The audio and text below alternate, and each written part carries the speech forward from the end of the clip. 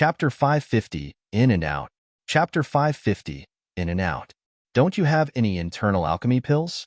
The kind that can take me straight to heaven? Yes. You want some? Yes, if you're willing to give me some. Then take it. Old Turtle opened his mouth and a stone ball the size of a basketball fell before Chan Zhao. This is my internal alchemy. Eat it, and you can go to heaven. Chun Zhao reached out and patted it. It was harder than stone. You're kidding, right? No, I'm serious. That's my internal alchemy. You just took it out to make a sport of me because you know I can't chew it, right? I have so much of this. There's no point in making a sport out of you. You have a lot? Duh. I've been in the human world for thousands of years. I just cultivate when I'm bored. What's so strange about cultivating such a large internal alchemy over thousands of years? Chun Zhao opened the mouth of gluttony and tried biting the internal alchemy. Then, pain came from the mouth. Fuck, broke my teeth. Okay, Chun Zhao didn't have the luck to enjoy this thing. Do you have any collections and stuff? Give me an adventure. Yeah, Old Turtle said. Really? Here. Old Turtle opened its mouth. A pile of scrap metal tumbled out.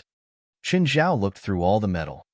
There was a bronze sword, an iron sword, a knight sword, a samurai sword. Anyway, there were a bunch of things. But most of them were covered with rust. There was one well-preserved bronze sword, though. The pattern was pretty too. The image on the blade, the detailed pattern. Is this the Xinyuan sword? You're overthinking.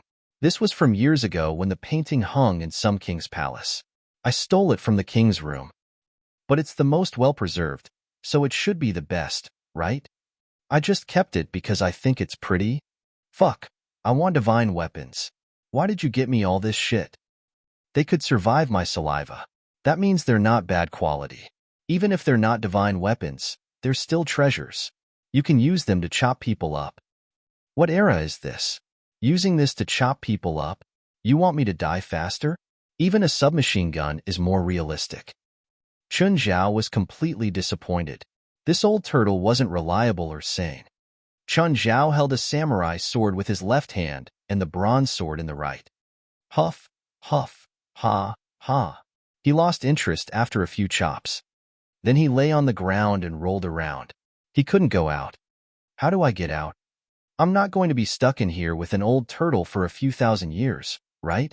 Are there any monsters other than you in here? Get some out for me to chop up. I'm so bored. There were before. And now? One day, I wanted to move my body. I accidentally squashed it. That's a sad story. Chun Zhao suddenly thought of something. How do you look outside? How come I can't see it? Close your eyes and look with your soul. Use my soul? Chun Zhao closed his eyes. Suddenly, an image appeared in his mind. It was the view of his living room from the wall. His heart jumped, and he suddenly felt a pull. When he opened his eyes again, he saw that he was already back in the living room. Hey, I'm out. Haha, I'm out. Just then, Fei Lai woke up from the sound. She walked out of her bedroom and saw Chun Zhao dancing around with a bronze sword in the living room. Chun, what are you doing? Huh, Fei Lai, did I wake you up? What happened? Why are you so happy? No, nothing. Chun Zhao shook his head with a laugh. Where did you get that sword from? From the trash. Chun Zhao put it inside his spatial ring and looked back at the river map. Was this the famous river map? By now, the content had returned to the painting of clouds and mountains. But it felt so nice to be able to come out. At least, he wouldn't be stuck in it for eternity like Old Turtle. He could still sleep with Fei Lai in his arms. Next day, after Fei Lai left, Chun Zhao went into the river map again. It was very easy to enter. There was no difficulty at all. Old Turtle, do you want me to bring some things for you? Chun Zhao asked. Old Turtle had been stuck here for thousands, no, millions of years. It was more than enough. Game console, Old Tortoise said without hesitation. Game console? Are you sure you can play it? You're huge. But then Old Turtle shook. The misty mountains vanished. The tortoise turned into human form. He was a white-haired elder with whiskers that hung to his feet. I've cultivated for millennia. If I can't even transform, then I would have wasted all those years. But there's no electricity. Can't you get an energy generator? Get a kinetic energy generator, Old Turtle said. Don't get the gas-powered ones. You know about that stuff too? Shut up. I've lived for millions of years. Okay, Chun Zhao would change the topic. This old turtle probably knew more than him. Talking about these things in front of him was looking for embarrassment. Also, get me a home theater set. Get me all of the movies you can find. And wine. The more the better. Old Turtle wasn't acting like a stranger at all. After finishing his requests, he added, "Don't say that I don't care for you. Take my internal alchemy out. You can't eat it, but it's still filled with spiritual qi. It can fill your surroundings with spiritual qi." Qin Zhao looked at the huge pill. He could bring it out easily by putting it in his spatial ring. But where would he put it? He could throw it in the lake. All right, he'd throw it in Mirror Lake. After going out, Chun Zhao planned on getting Old Turtle his entertainment equipment. Before he could leave, a woman approached his house. She was a tall woman in tight-fitting clothes and wavy hair. Because she was a stranger, the home system wouldn't open the door. The woman could only get down before the window and look inside the living room. However, the living room window was made out of galvanized glass. It blocked all outside light. This meant that people looking in from the outside would be like looking at a mirror. They wouldn't be able to see anything other than themselves. Qin Zhao had the system open the door. He looked at this oddly dressed beauty. "Miss, are you lost? Are you Qin Zhao? That Chinese guy? Pretty obvious, right? Murphy's in danger. I hope you can help me save him. Did Carlo send you? Does he want to trick me over there like this?" Chapter 551, Linear Plot. Chapter 551, Linear Plot. The fact that Chun Zhao hated Carlo did not prevent him from admiring the beauty before him. She looked particularly charming in her tight clothes. "I'm not sent by that old asshole Carlo," the black-haired beauty said. "I'm Murphy's mom." Spit. Chun Zhao almost vomited blood. The lady who looked as old as him was Murphy's mother. "Stop lying. I'm serious. I'm already 56 this year." Chun Zhao did not believe it. He couldn't. There was no way this 20-year-old lady could be Murphy's mom. "Were you 5 when you were pregnant with Murphy? Have you forgotten my bloodline? Vampire? My name is Agnes Dracula. I don't like people calling me a vampire." "Dracula? That Dracula?" "Dracula is a common surname among the kindred. I'm not sure if Count Dracula really exists," Agnes said. "But it won't make sense for him to exist. We live for at most 150 years, not 400. Don't the kindred age? Not if we drink enough human blood." "Fine. How much human blood have you drunk? Are you going to help me save Murphy or not?" Agnes asked. She was already impatient. Qin Zhao had kept changing the topic. "Sorry, I'm busy." Qin Zhao had already advised Murphy not to go. But he had to go and kill himself. Why must Qin Zhao take the risk? It was not like Murphy was his son. $1 million, Agnes said with a serious tone as she stared at Qin Zhao. "Why are you asking me? I'm just a human." "But I know you're strong. But I'm scared of death." "Me too," Agnes said. "Everyone is. Thanks for your understanding. The door is there. Goodbye." "Do you know why Murphy's father insisted that Murphy go there?" "I'm not interested in any stories." Chun Zhao covered his ears. He was determined not to get himself involved. Regardless of what Agnes was about to say, he would not go. Not even with $1 million. That place was too dangerous. It would not matter how much money he could receive if he died there. "Severn and I met 22 years ago." As if she did not hear Chen Zhao's words, Agnes continued talking. "I'm not interested. Wait for me to finish. That time, I was already pregnant with Murphy." "Which means Murphy isn't your husband's son." "But Severn still raised Murphy up like his own son." "And then?" "But as he aged, I was still young. He began to try all he could to become a kindred like me." What a great ambition. Chen Zhao could not help but satirize. Since Agnes really wanted to tell him the story, he would listen. But even after that, he would not go to the place. Wait, don't tell me Murphy is Carlo's son. Chunjiao suddenly felt that it was very likely. Agnes' husband found a wife and got a son for free. He appeared to be obedient and responsible, but he was actually distorted inside. Then he deliberately sent Murphy to Carlo, so that Carlo could kill Murphy. This seemed to be the right plot. Anyway, this was what would happen in films. Stop overthinking. Murphy is unrelated to Carlo. I'm unrelated to Carlo too. Agnes added, I was only in Carlo's team for a period of time in the past. Unfortunate. What? Chunjiao found it unfortunate that the plot did not unfold according to his imagination. There was no love and hatred. The plot seemed too linear and uninteresting. Any American series with such a plotline would surely be dead after 3 episodes. Anyway, it turns out that the ancient ruin Carlo's about to explore is actually very much related to the kindred. Carlo said that the ruin contains the elixir of life. Don't tell me it's a potion that converts a person into a vampire. Correct. Severn asked Murphy to go so that Murphy could bring him the potion. Chunjiao yawned. What a boring story. And then, although the story was dull, Chunjiao had already listened to half of it. In fact, it's not a potion to convert into a kindred. According to records in our family, it's a potion to convert into a crypt demon. Family records? Carlo said that it's a ruin from the prehistoric era. You really have a long history.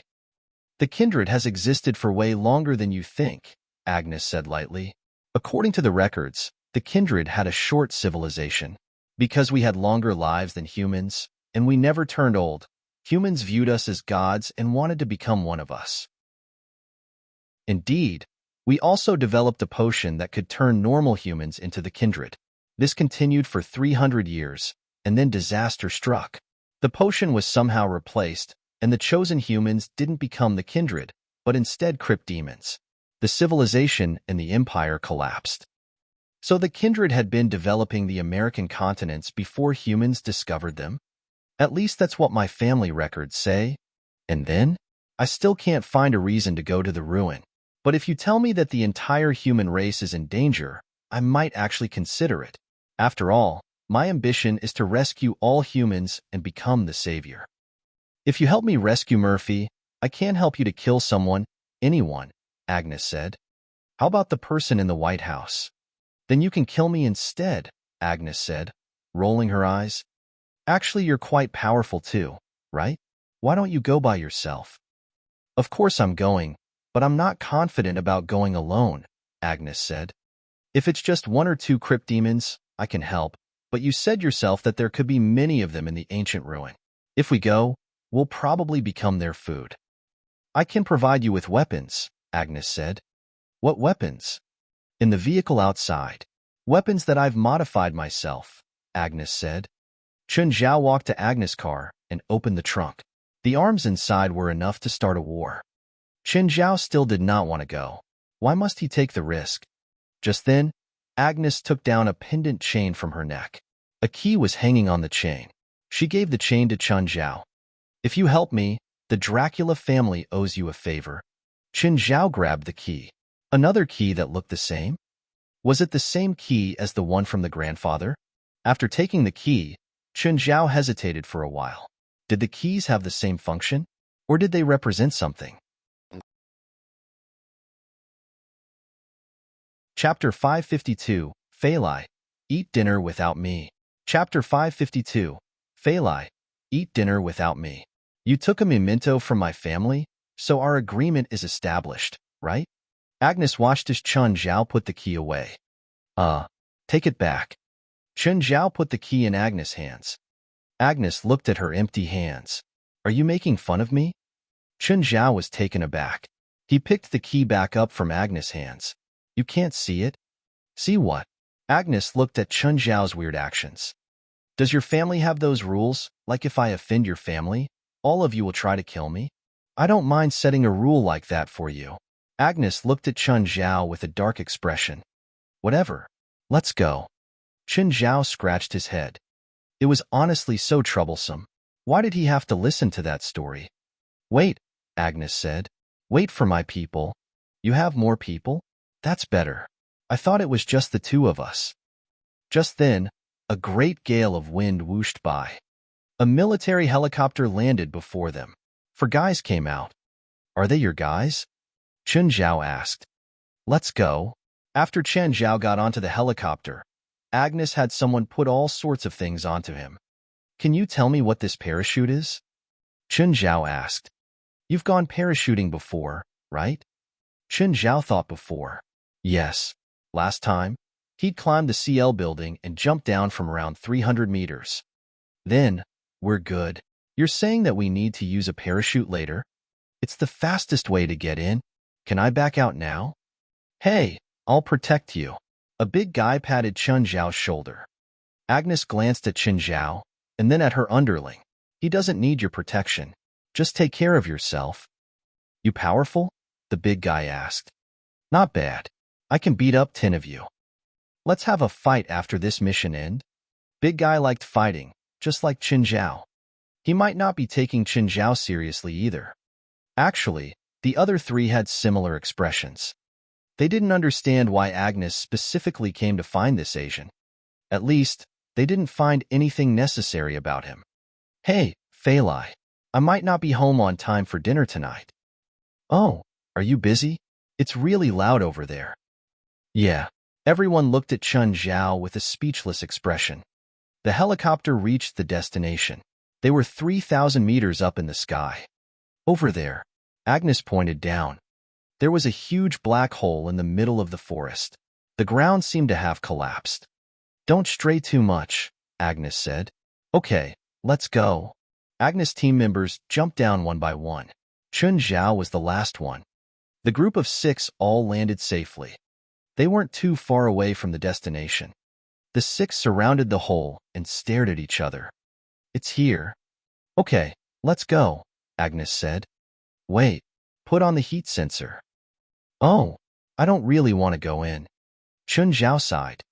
The group entered the crypt through the entrance. The entrance wasn't very wide. The atmosphere felt suffocating. Just then, everyone kicked something. It was a corpse, more accurately, half of a corpse. Seems like the crypt demons are pretty picky eaters. They only eat the upper half. Everyone looked at Chen Zhao.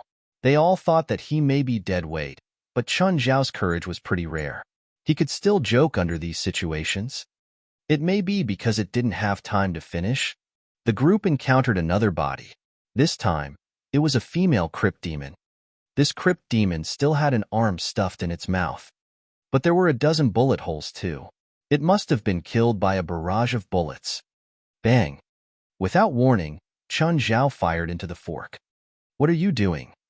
Don't fire randomly. I saw a crypt demon there, Chen Zhao said. Really? Why didn't I notice it? Everyone doubted Chen Zhao. Agnes looked at him. Are you sure? Yes. Did you hit it? Actually, I was just testing out the gun, Chen Zhao said, changing the topic. He'd indeed discovered a crypt demon earlier, but the guy ran too quickly. Or, Chen Zhao's shooting skills were too bad. He was always meters away from the target. As the group forged on, the air grew damp and hot. Fork at the upper left, crypt demon, male, covered 35% with a shell. It discovered us. Bang, bang, bang. Did we hit it? No, the crypt demon hid behind the rock. It's too fast. The group had guns with strong penetrative abilities. But first, they had to hit their target. If they couldn't hit anything, even the best weapons would be useless. Agnes, are you sure Murphy is still alive? Yes, I can feel that he's still alive, Agnes said. But he's in great danger now. Let's hurry up. The group continued on. Each person had around 15 to 20 kilograms of equipment. Under this weight and the damp and hot environment, it was a great test for their fitness. Head, we're already 320 meters underground. Everyone looked at Agnes. Continue, Agnes said. Just then, a man-made structure appeared ahead of them. The ground connected with a tiled tunnel. They entered an underground chamber. Just then, more bodies appeared before them. These bodies had been torn apart long ago. The corpses were piled together, and it was disgusting. Agnes wiped her mouth. Her expression turned more worried.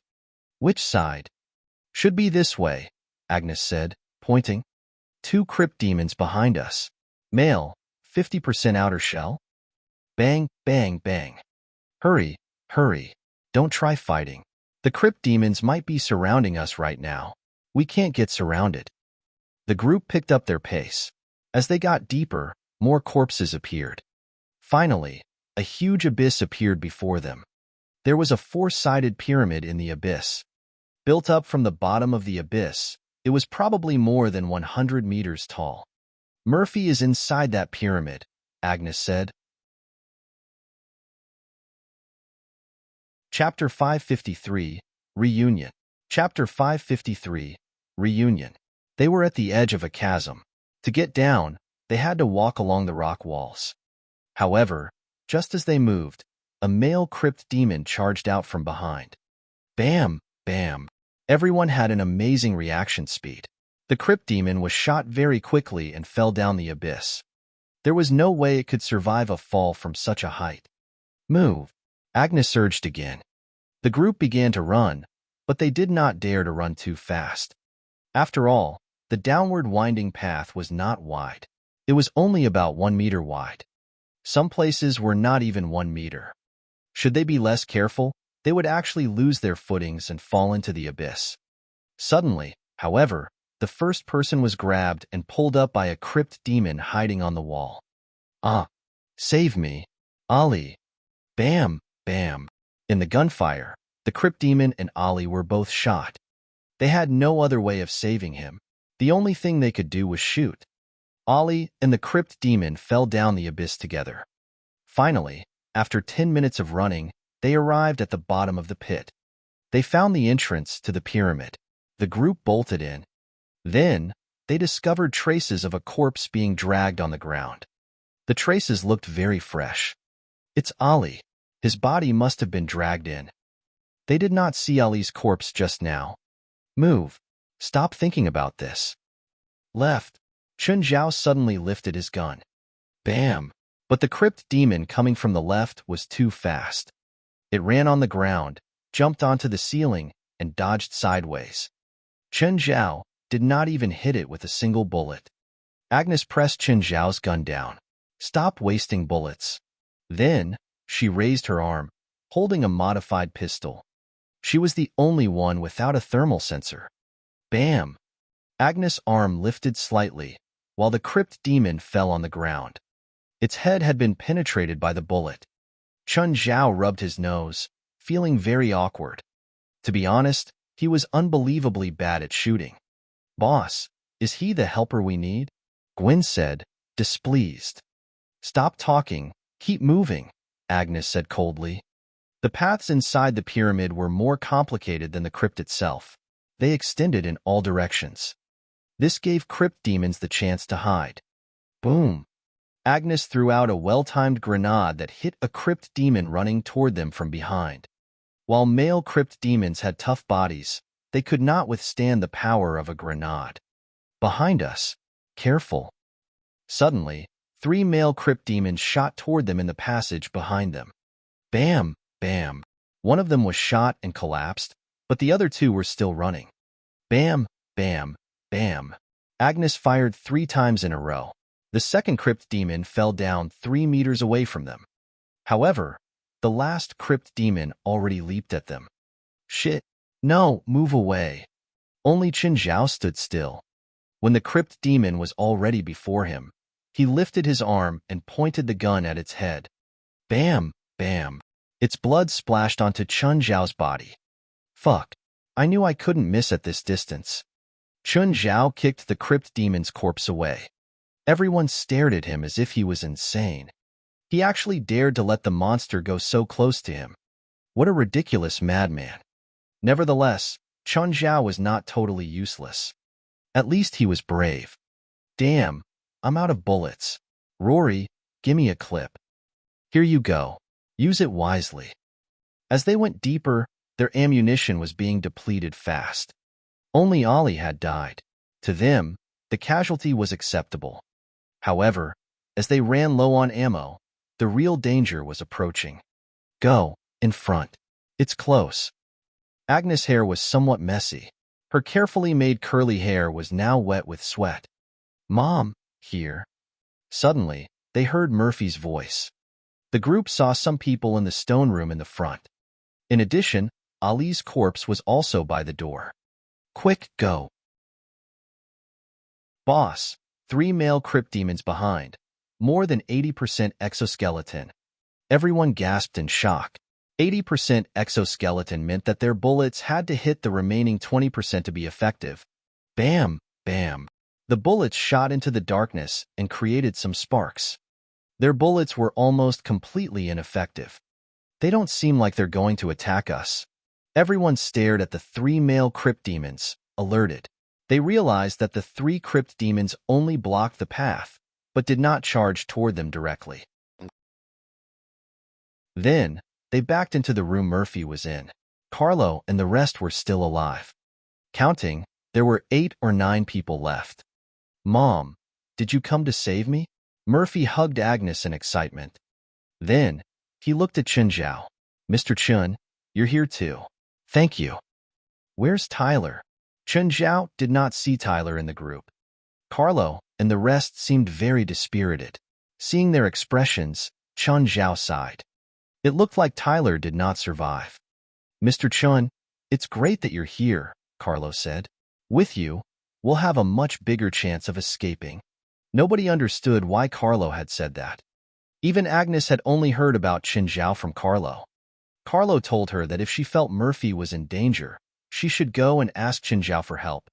However, Chun Zhao had not been useful on the way. Although Agnes did not regret it, Chun Zhao's performance had been very ordinary. Chun Zhao suddenly realized that there was a weak male crypt demon in the near distance. He raised his arm and shot it. Astonished, everyone looked at the crypt demon whose head had just exploded. Carlo and his team members opened their mouths and stared at Chun Zhao in disbelief. Fuck, do you know what you've done? Asshole, you've just killed all of us. Everyone in Carlo's team cursed Chun Zhao wildly. Did I do anything wrong? Chun Zhao was confused. It's over. We're doomed. That's our last resort. Agnes and her teammates were confused too. Chun Zhao had only shot a crypt demon. Why were Carlo and the rest so desperate? Wasn't it just a crypt demon? They had killed at least 10 crypt demons on their way here. Sigh. Mr. Chun. Carlo also did not know what to say. What? Just tell me what's wrong, Chun Zhao said, frowning. Chapter 554, Public Enemy. Chapter 554, Public Enemy. Mr. Chun, Carlo said, do you remember the female crypt demon we killed in the forest before? Yeah, why? Crypt demons have a matriarchy. Only one female is born in each group. And then? Once something happens to the only queen, then one male in the group would turn into a female. For example, this crypt demon was the one chosen to turn into a female and become the queen.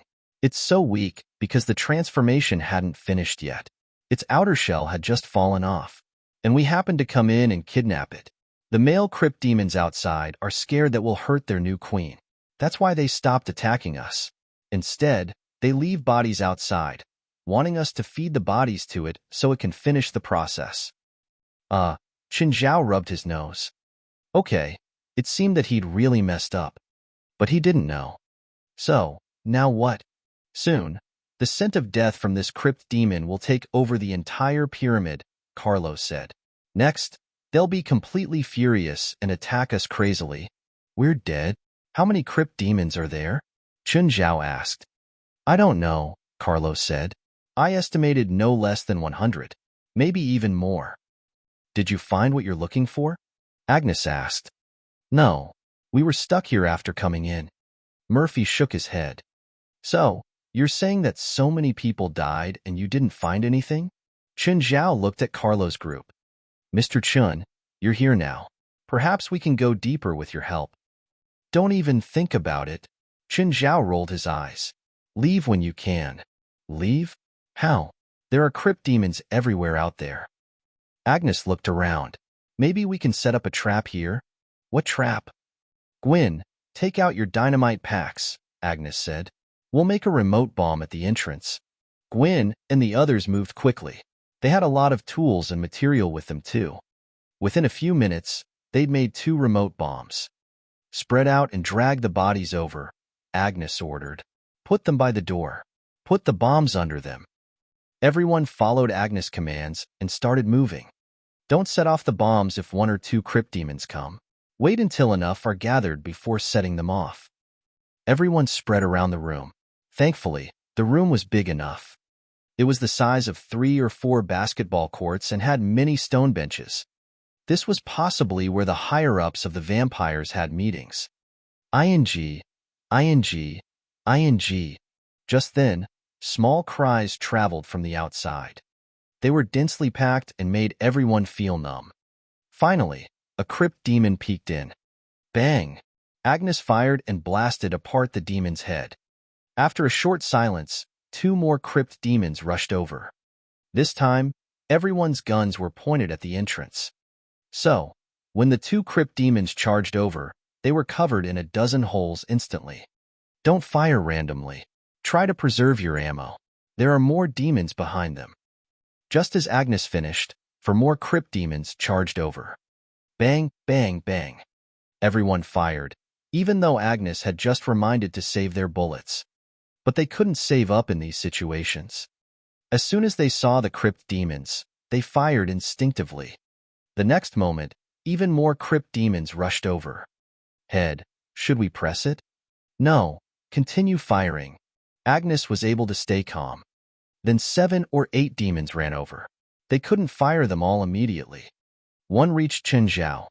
He pulled the trigger without panicking. Boom. Mr. Chun, they seem to have you as their target, Agnes said. Probably because you have the other crypt demon's blood. You better go die, someone from Carlo's team yelled. Chen Zhao glanced at him. That's the best. If you think I endangered you all, you don't have to save me. I'll just leave alone. Chen Zhao didn't care. Earlier, he'd felt a bit apologetic, but the feeling was gone now. Good, go die. Hurry and leave. Maybe you can lead the crypt demons away too. Enough, Agnes said. Stop arguing. Now is not the time for internal fights. No matter what, Chen Zhao was a fighting force. In these situations, they could only survive by being united, even though they didn't have much of a chance. After a short break, the crypt demons attacked again. This time, a dozen demons charged in. There were even more behind them. Now, Agnes yelled, press. Kaboom. The bomb under the bodies was deactivated instantly. A dozen crypt demons were overturned instantly, swallowed by the flames. Most of the demons were blasted apart, but some were very strong and didn't die immediately. Of course, these injured crypt demons didn't pose any threat. Amazing. Haha, that was awesome. We should have brought more bombs. Seeing the dozen crypt demons get destroyed, both Agnes and Carlo's team had their morale boosted. Just then, a huge crypt demon sauntered over, stepping on its brethren's bodies. Bang, bang, bang, bang. But the bullets only produced sparks when they hit the crypt demon. Oh no, this one has 95% outer shell. Only the chin isn't covered. Our bullets are useless. Any grenades? Not anymore. Everyone's guns stopped. They looked at the crypt demon nervously. This one was at least twice the size of other male crypt demons. It looked at Chen Zhao. Chen Zhao also looked back at it. Its target is that Asian. As long as it's not us, let him go die. We wouldn't be in danger if not for him. Murphy looked at him with worry. Mr. Chan, don't go. Agnes grabbed Murphy. No one had confidence in Chen Zhao. To them, he would definitely die. Chapter 555. The Correct Way to Use the Bronze Sword. Chapter 555. The Correct Way to Use the Bronze Sword.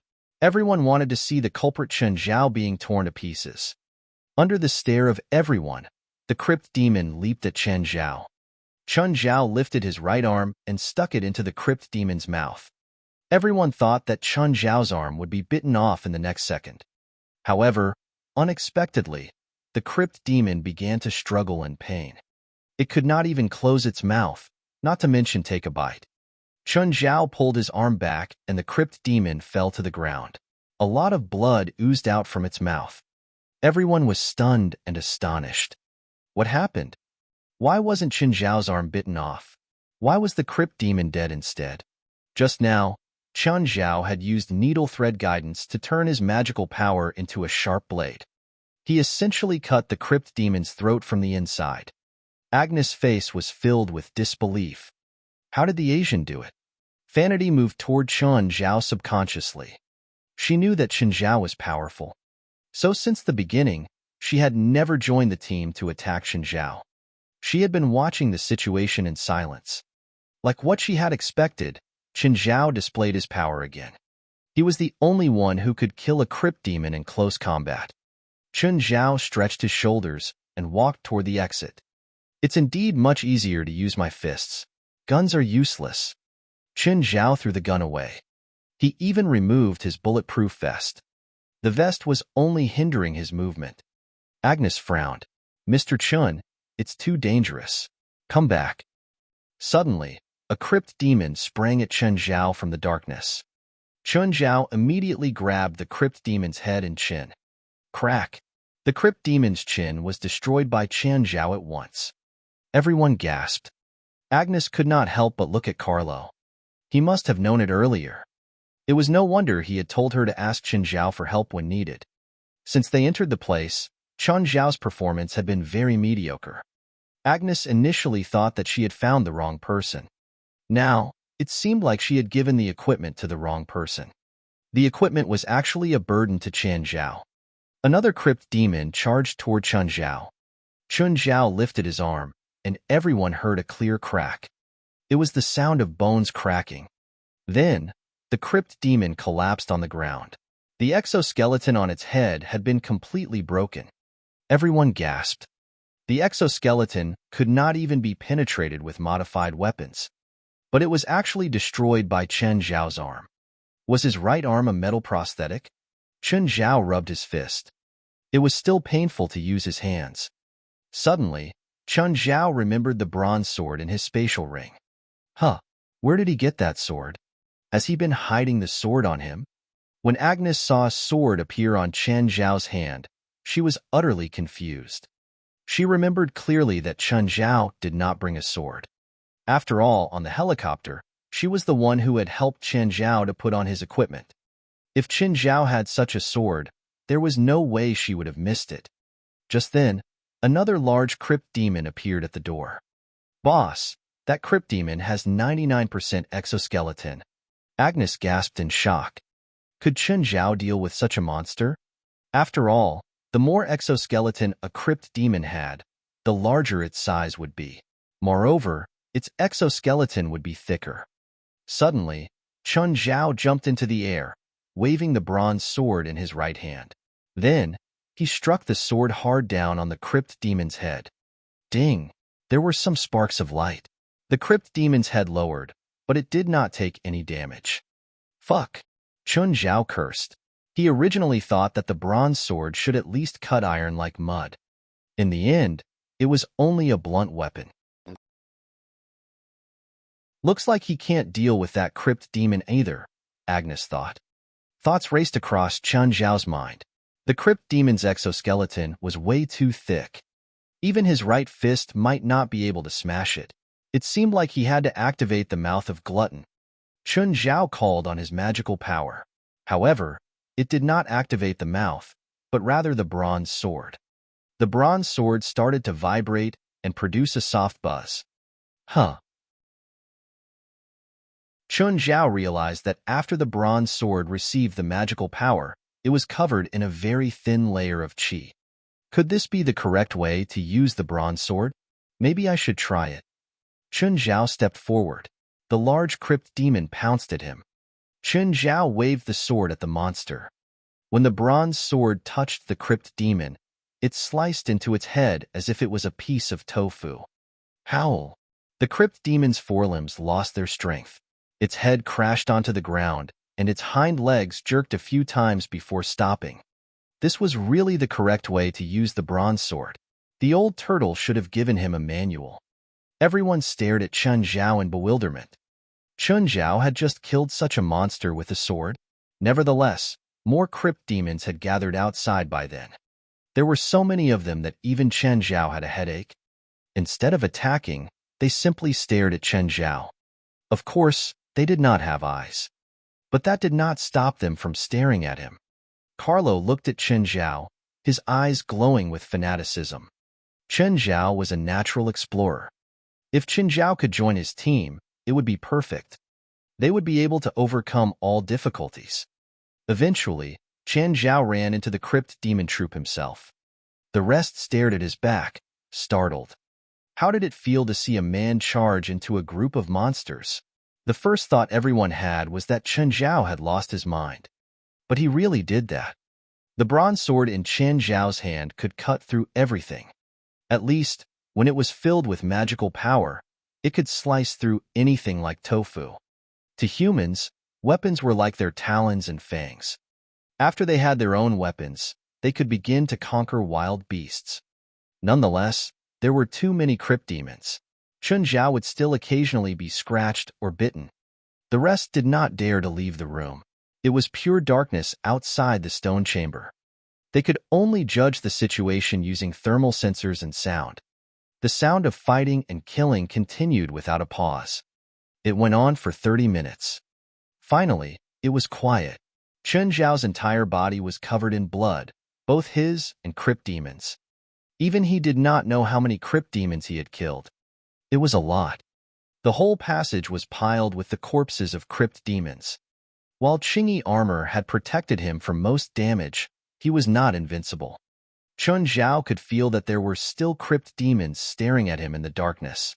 If he were to fall now, the hidden crypt demons would definitely charge forward and recklessly tear him into pieces.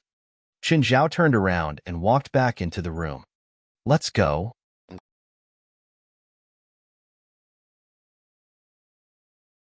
Chapter 556, Blasting Carlo's Head. Chapter 556, Blasting Carlo's Head.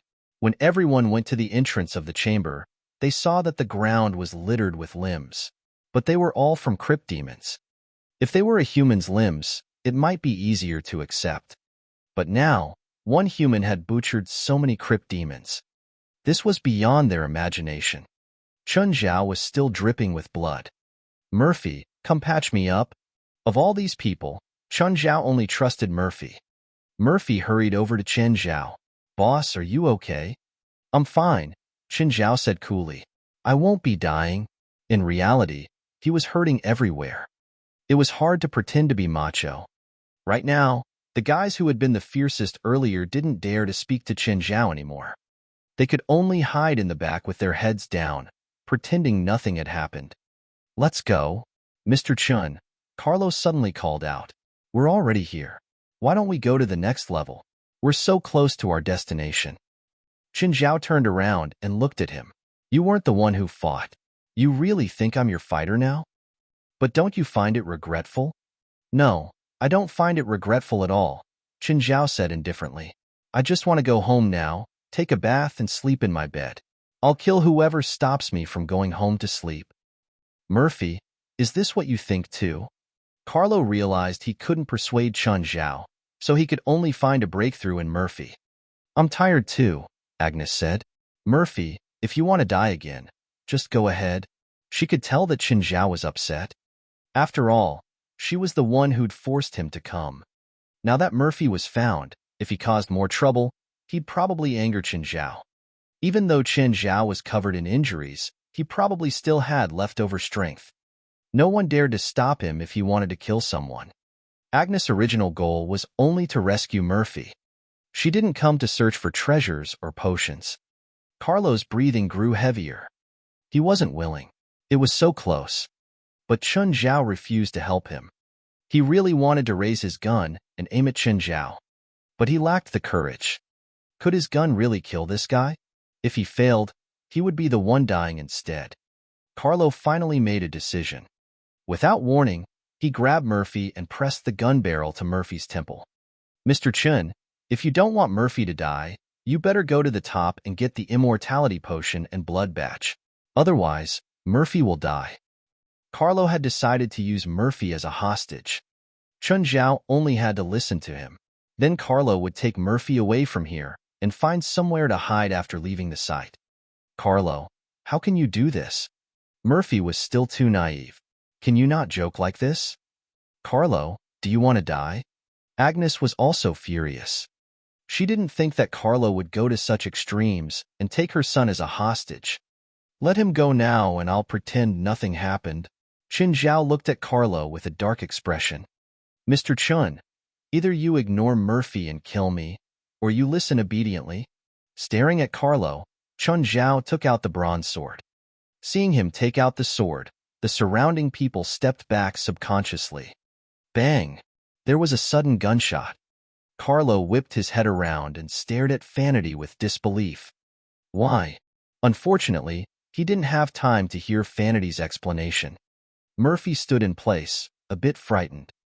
Vanity looked at Carlo's body and stated, I just didn't want to die here. She looked at everyone. Any complaints? What complaints? You already killed the man. If anyone complained now, they would become the enemy of that Asian monster. Seems like everyone has unified thoughts. Mr. Chun, let's leave this place. Qin Zhao put his sword away. No one knew where he hid the sword. Now, they could only use the lights on their helmets to illuminate the surroundings. Thankfully, no crypt demons would attack them now. These crypt demons aren't wild beasts with low intelligence, Agnes said. They seem to have a group mindset. What was group mindset? Humans were a species with a group mindset. It meant that they instinctively gave in to logic and used logic to make decisions. In other words, they weren't complete beasts. Chun Zhao could feel them use their special senses to watch them leave. Perhaps they were memorizing Chun Zhao to find him for revenge later. But Chun Zhao was honestly tired today. He didn't want to keep wasting time here. Perhaps he should find a time to kill all the crypt demons here. Okay, that was still a bit difficult. The crypt demons that he'd killed were only a small portion. If all of them came, even Chun Zhao would have to surrender. Sigh. He had to do less of these unbeneficial things. If he'd known, he would not have agreed to the $1 million payment. Was it too late to turn back now? All he got was a key that he didn't know what he could do with. And the promise with the Dracula family that seemed useless too. Could he make them give him $1 billion with the promise? After leaving, he realized the air outside had become fresher. Mr. Chun, I apologize to you for Professor Carlo's actions. Vanity looked at him with sincerity. Chun Zhao didn't like beating around the bush. He was more willing to talk to logical and smart people like Vanity, instead of crazy people like Carlo who only thought of expeditions. Do you have any plans for the future? Continue the expeditions, of course, Vanity said. Tyler was dead. She'd also killed Carlo with her own hands. This didn't mean that her pursuit had ended. Then goodbye. Chun Zhao waved. Agnes called the helicopter over. They disappeared from the air and soon were close to Mirror Lake. Don't land near the house. Land outside the forest, further away. Chun Zhao didn't want Fei Lai to see him covered in wounds. Boss, let me help you back. I'm not dead yet. I don't need help. Qin Zhao snuck back home and dove into the river map. What was the best place to heal? Obviously, it was inside the river map. There was a 1,000 time difference in time. He could spend 1,000 hours in the map and only 1 hour would pass outside. He could heal himself in peace here.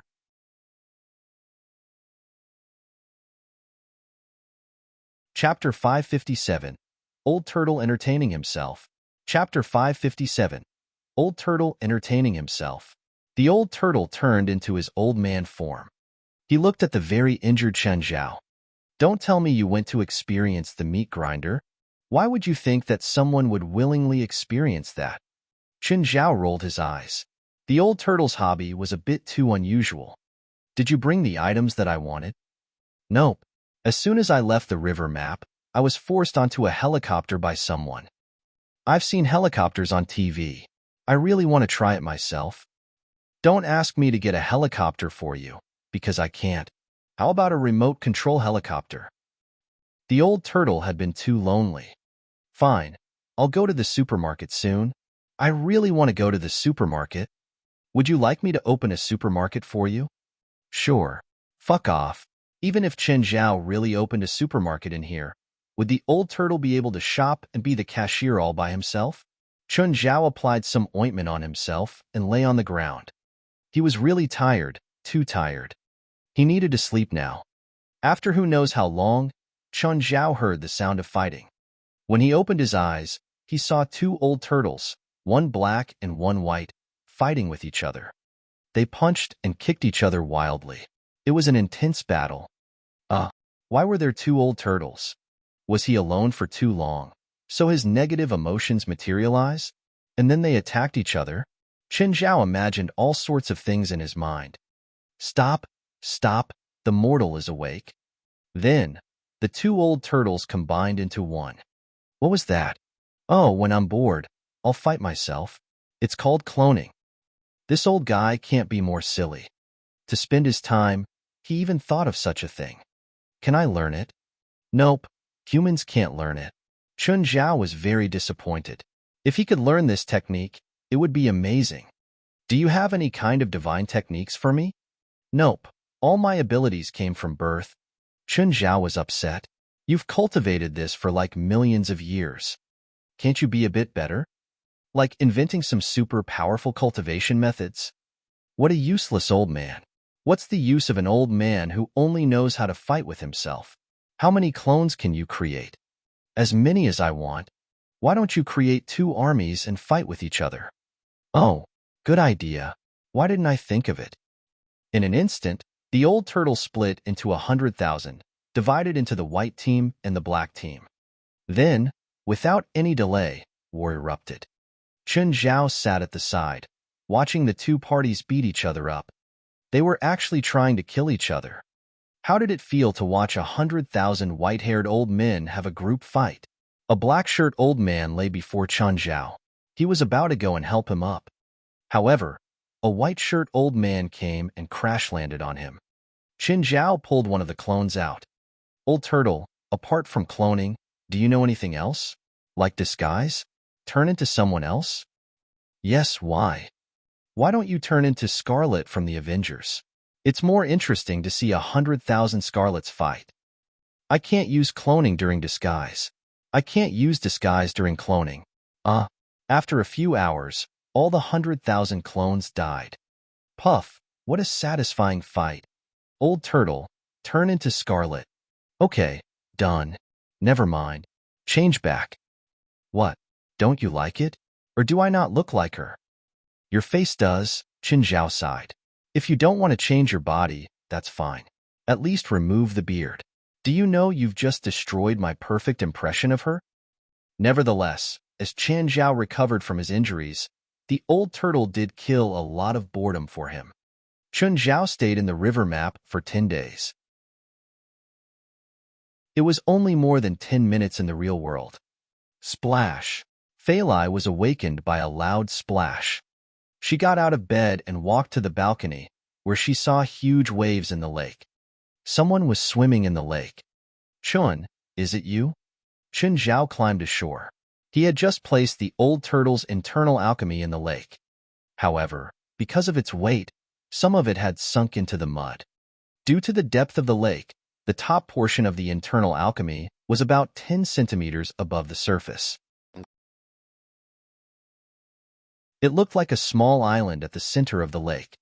The internal alchemy would constantly improve the surrounding environment and spiritual qi. Chen Zhao returned home and changed his clothes.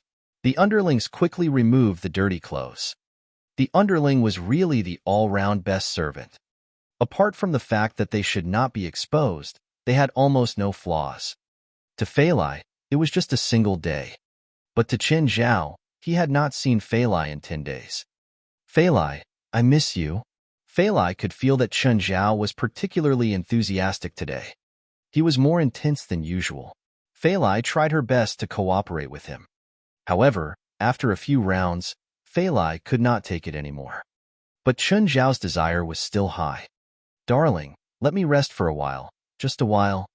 Chun Zhao wanted more, but looking at the exhausted Fei Lai, he gave up. The next day, Chun Zhao woke up, fully energized. Fei Lai was still in bed.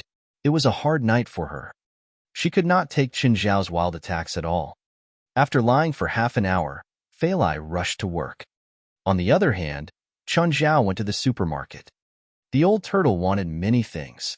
Some were not even available in the supermarket, so Chun Zhao would have to order them online. For example, a motor generator.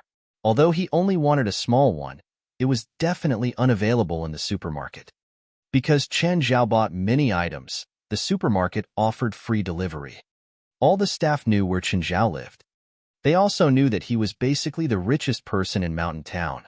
The female staff in the supermarket kept making eyes at him. When Chun Zhao left the supermarket, he received a call from Sienna. Chun, are you free now? Yup. What's up? Remember last time I told you about the supernatural security team that Movich Tudis had formed? Yes. You even said that Chris is in charge of training them on how to escape. They seem to be too arrogant, as if they can handle all kinds of situations. Can you teach them a lesson? What do I have to do? Let them spend a week in the hospital. So you want me to go and beat them up? Maybe not. After all, they're going to face supernatural events, so I hope that they can be attacked by supernatural powers. Chen Zhao gave it some thought. After 10 tonight, bring them outside Mirror Lake.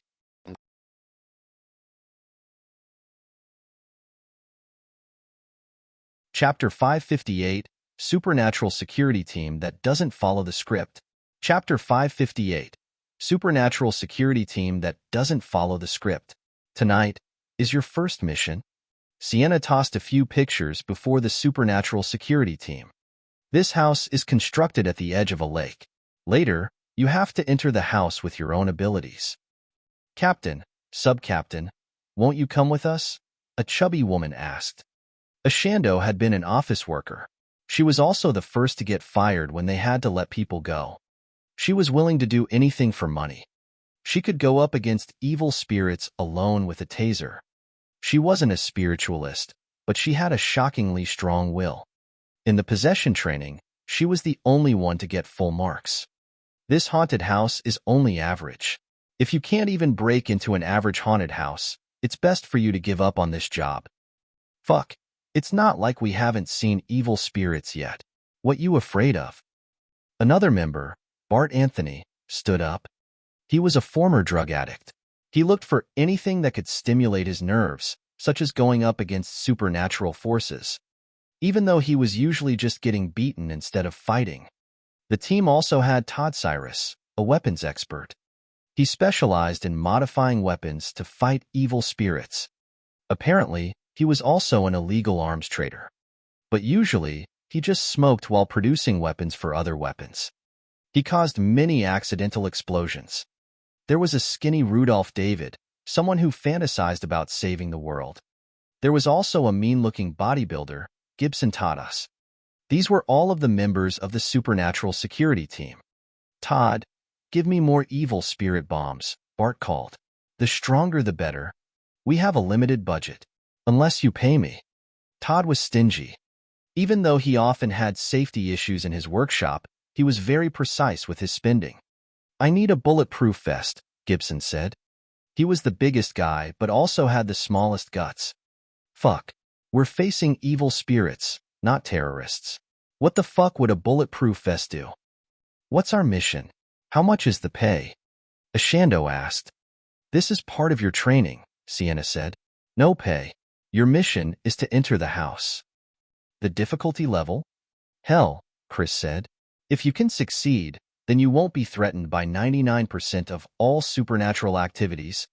Hell? Everyone grew fearful. The training that Sienna and Chris prepared were usually easy, simple, and ordinary. But today, they had to face something like hell. Captain, isn't the jump in difficulty too much? Gibson stared at Sienna in fear. Gibson, you're embarrassing. None of us are afraid. Why is a big guy like you afraid? Rudolph was a hot-blooded youth. One day, the world will need us.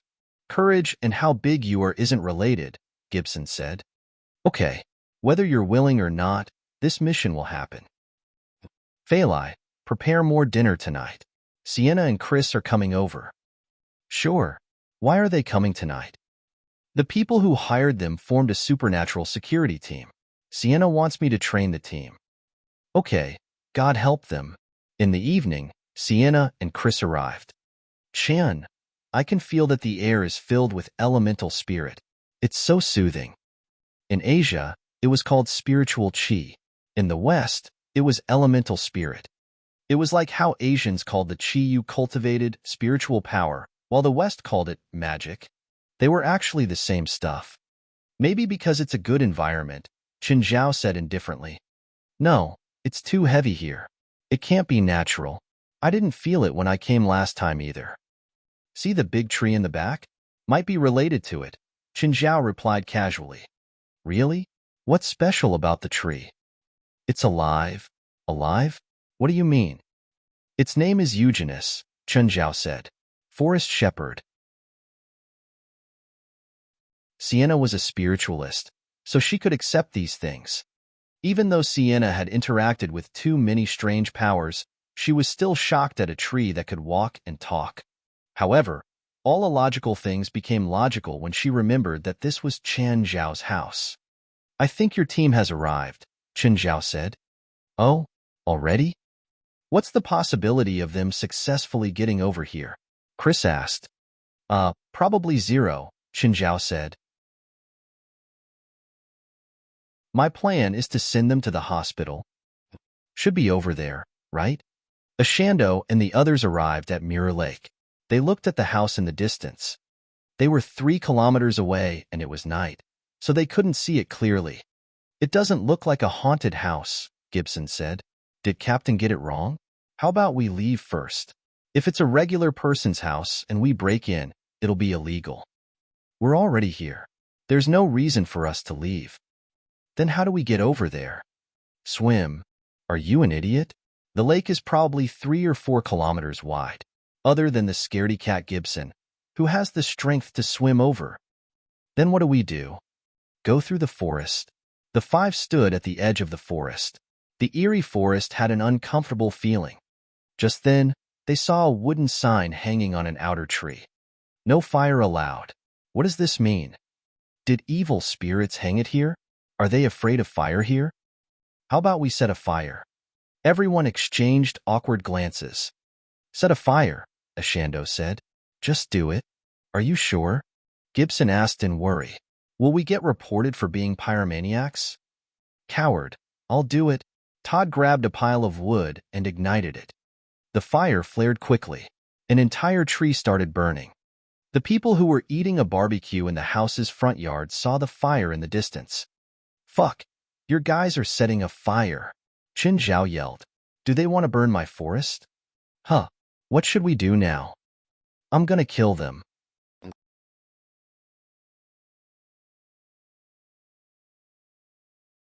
Chapter 559, Hell.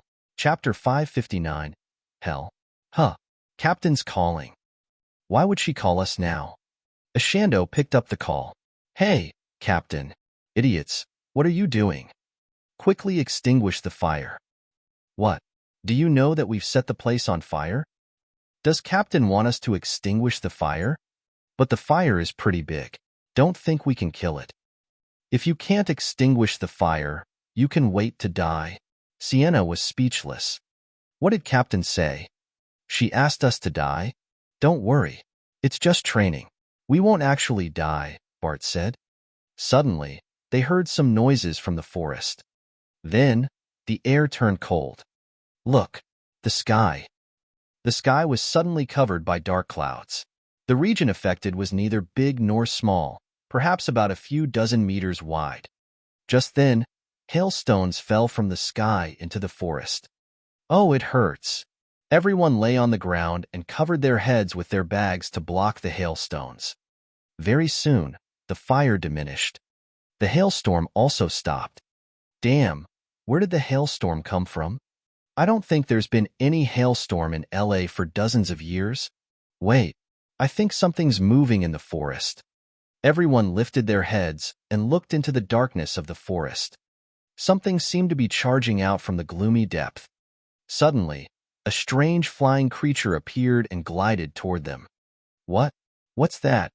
Bam, bam, boom. They immediately fired their weapons. The gargoyle was shattered and fell onto the ground. What is this?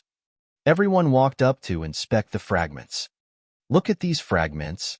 I think they're coming together. It's not dead. Shoot it. Being blunt, Ashando shot the gargoyle's head at once. Crash. The gargoyle's head burst into pieces, but it began to heal again. Can't kill it.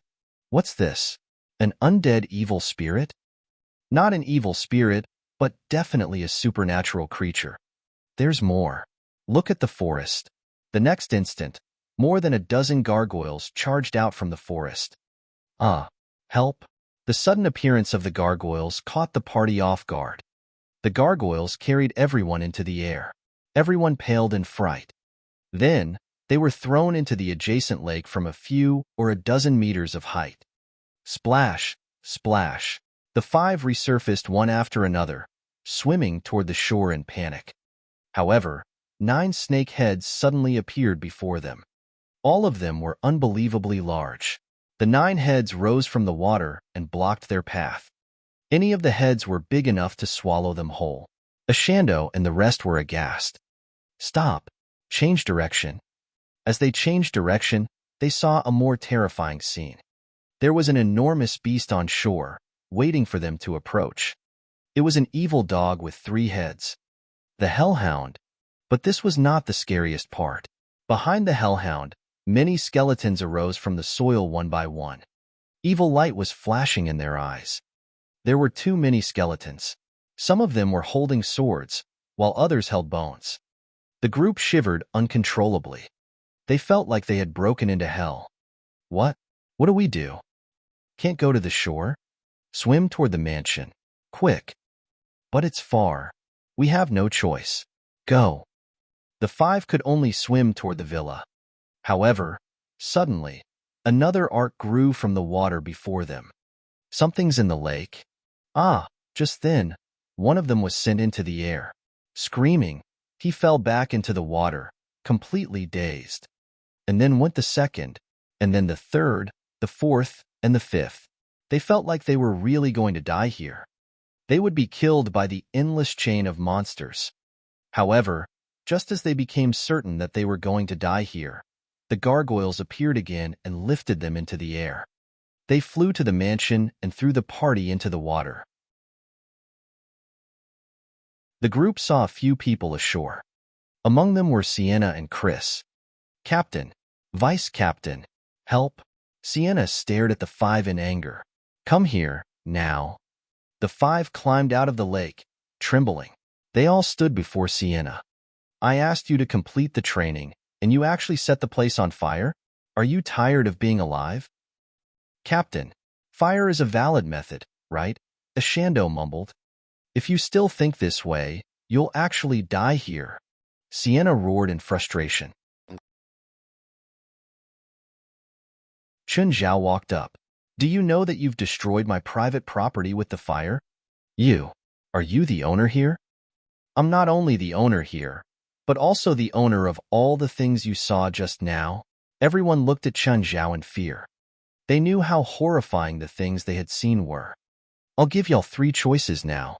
Compensate my loss. For every tree you burned, plant 10 more.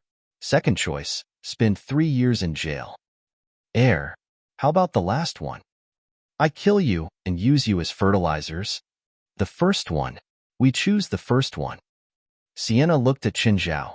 Chun, I'm very sorry for the trouble they've caused. Nah, it's fine. Chun Zhao shrugged. It's not a big mistake. Then, he glanced at the 5. If they really burned my entire forest, I'll draw their souls and torture them for eternity. The party paled. They were sure that the Asian before them would absolutely do it if needed. In the end, Sienna and Chris left with their men. On the vehicle, the 5 people were squeezed in the small rear compartment. You better be ready to plant trees for Chin tomorrow. or I can't promise what kind of revenge you'll receive. Don't attempt to run away. Trust me, Chun will find you. By then, nobody can save you. Captain, Vice Captain, is Mr. Chin more powerful than the two of you? Not long ago, a terrifying organization in New York was destroyed. The organization comprised of hundreds of evil spirits, and their leader was called the Grandfather, someone that none of the witches in New York could defeat. Then, the Grandfather met Chin. And then, the group swallowed their saliva. Then, the Evil Spirit Society, which had troubled New York's witch society for 200 years, was eliminated.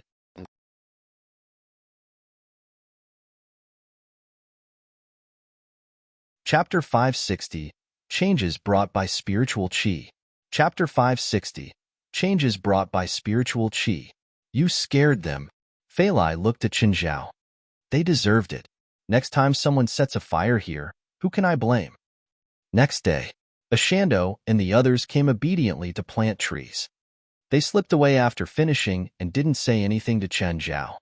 Qin Zhao entered the river map whenever he was free. Mortal, you're here? Come play around with me. Old Turtle grabbed Qin Zhao to play a game. Qin Zhao was bored, so he decided to play. He'd come in to relax, anyway. But soon, he regretted it. He played for 3 days and nights. Old Turtle didn't take a break at all. Qin Zhao came to relax, but then it turned into torture. It was too painful. Stop annoying me. I need a break. Qin Zhao was about to break down. No, we only played for a short while. Old Turtle latched onto Qin Zhao. Should I transform myself when playing? Which Hollywood celebrity do you like? Should I turn into Scarlett? Or Nicole? Or Jessica? Qin Zhao broke free from Old Turtle's grip. Learn the parts under your head and then talk to me. Also, next time you turn into a woman, can you get rid of your beard too? Aren't you afraid they'll sue you? Then you take a nap first. Play with me after you wake up. Qin Zhao rolled his eyes. To hell with playing games. In order to sleep well, Qin Zhao even put a bed in here. He could sleep while enjoying the nurturement from the mountains. The river map was rich with spiritual qi.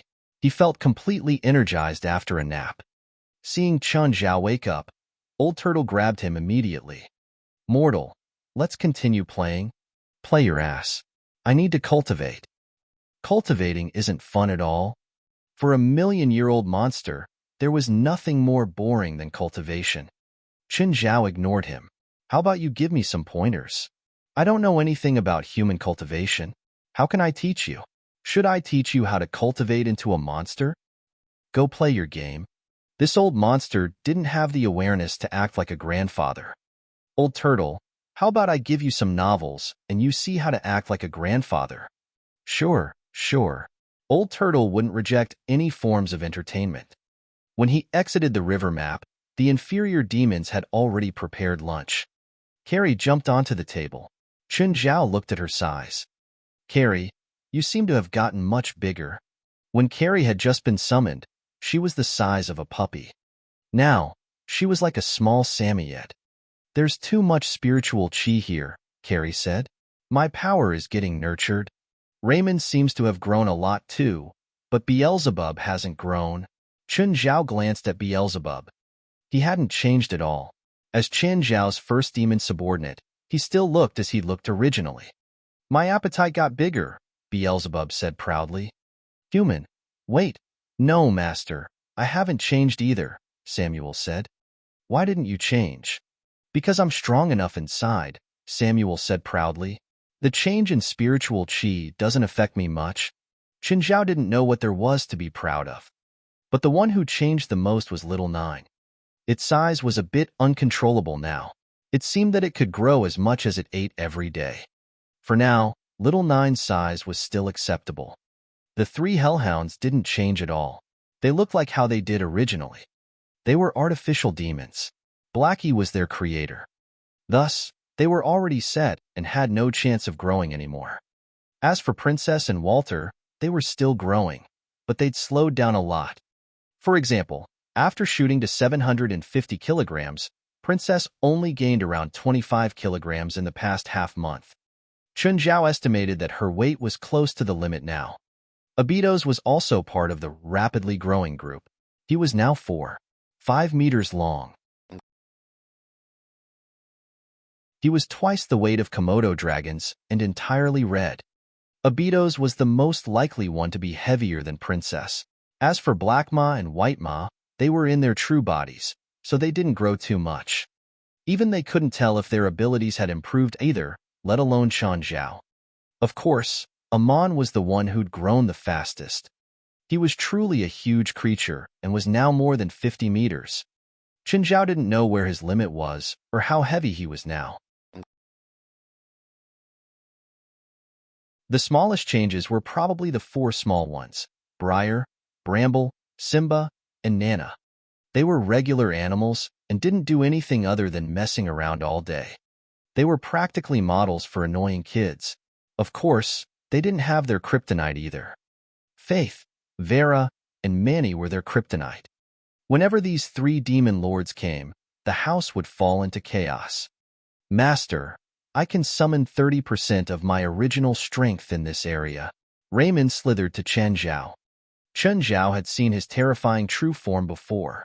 If Raymond could summon his true form, he'd definitely be more horrifying than anything Chun Zhao had run into.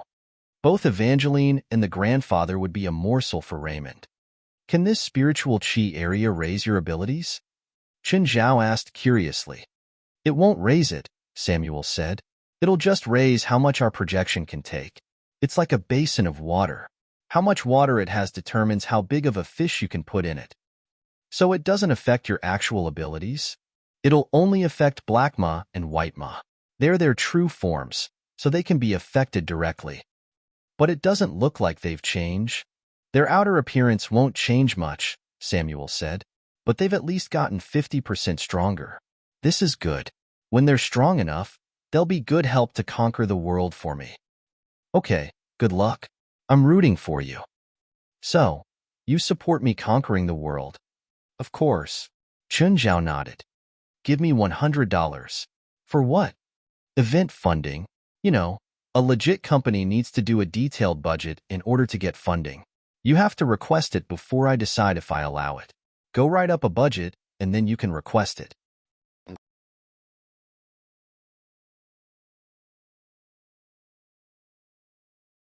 Chapter 561, Stephen's Complaints. Chapter 561, Stephen's Complaints. Just then, a car stopped before Chun Zhao's house. Chun Zhao walked out only to see Stephen. Chun Zhao was actually happy to see him, but it was really sudden. Stephen had come here without even bringing his assistant. Chun Zhao recalled from their last phone call that Stephen had yet to complete the filming. Hey, old man, why didn't you tell me that you're coming? Chun Zhao walked up and gave Stephen a friendly hug. How come you're here? Chun, I'm really upset now. Have you been having too much sex again? Chun Zhao scanned Stephen's body. You need a checkup? Do you have alcohol? Stephen asked. Come in. Chun Zhao did not know what had happened to Stephen, but he surely looked depressed. Chun Zhao grabbed some beer. Princess strolled over with her big but shaking. She wanted some beer too. Darling, come here. Stephen walked up and helped Princess open a bottle of beer. He took a mouthful first and then fed some to Princess. So what's wrong? Damn, I'll never cooperate with PLM again. They're all assholes. Stephen roared, venting his frustration. What exactly happened? Those bastards want my new movie to be released in July. And then? Stephen's eyes widened. Do you know how complicated it is to make a movie? Dubbing, colors, editing, and reshooting. Need at least half a year. But now there are only 3 months left. 3 months for post-production?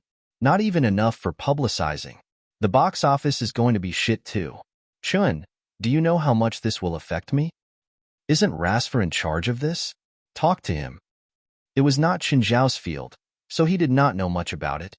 That old asshole can't do anything too, Stephen said, helpless. Why? He's not the sole decision-maker in PLM. Rasfa's opponent is the second-largest shareholder Slody, whose people include the manager of the Resources and Publication Department.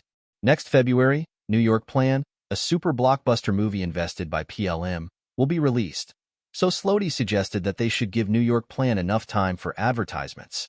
And if my Great Sea Detective wants any resources and publication, I'll have to release it either after New York Plan or earlier. Stephen added helplessly, if I release it in July and start the publication now, there's no way I can cover the world in 3 months. PLM is only going to give a budget of $5 million for my publication. Fuck. Do you know what's the publication budget for New York Plan? $80 million. And New York Plan's film budget is only $120 million. Stephen had come here to complain. What could Chun Zhao do? He did not know about any of this. Stephen, I believe that you will succeed, even if you only have 3 months. Stephen shook his head. I have no hope in this. Once my Great Sea Detective fails, I'll take full responsibility. My reputation will be ruined. Is there nothing you can do at all? Chun Zhao asked. Stephen shook his head. Too little time for post-production. Too little time for publication. Too little budget. There's no way it's going to be successful. Stephen kept complaining, but Chun Zhao could not help him. Chun Zhao was not an omnipotent god. If he was one, he would surely make Stephen's box office break the world record. Indeed, Stephen was only here to grumble. When Fei Lai came back, she saw Chun Zhao and Stephen lying on the grass. There were cans all around them. Hey Chun. Fei Lai patted Chun Zhao's face. Chun Zhao opened his eyes, looking dazed. Darling, what's the time now? How much beer did you and Stephen drink? Chun Zhao rubbed his forehead. No idea. After a while, Stephen also woke up. Chin, Fei Lai, I gotta go? No, I don't want to be a murderer. You're still drunk. Chun Zhao stopped Stephen. I still have work to do. I don't care. You have to stay here tonight. Stephen could not dissuade Chun Zhao. Importantly, Chun Zhao had even snatched his car keys. Stephen had to spend the night here. Nevertheless, the two went to eat and drink again. Stephen drank so much that he eventually vomited. Then, Chun Zhao carried him into a bedroom.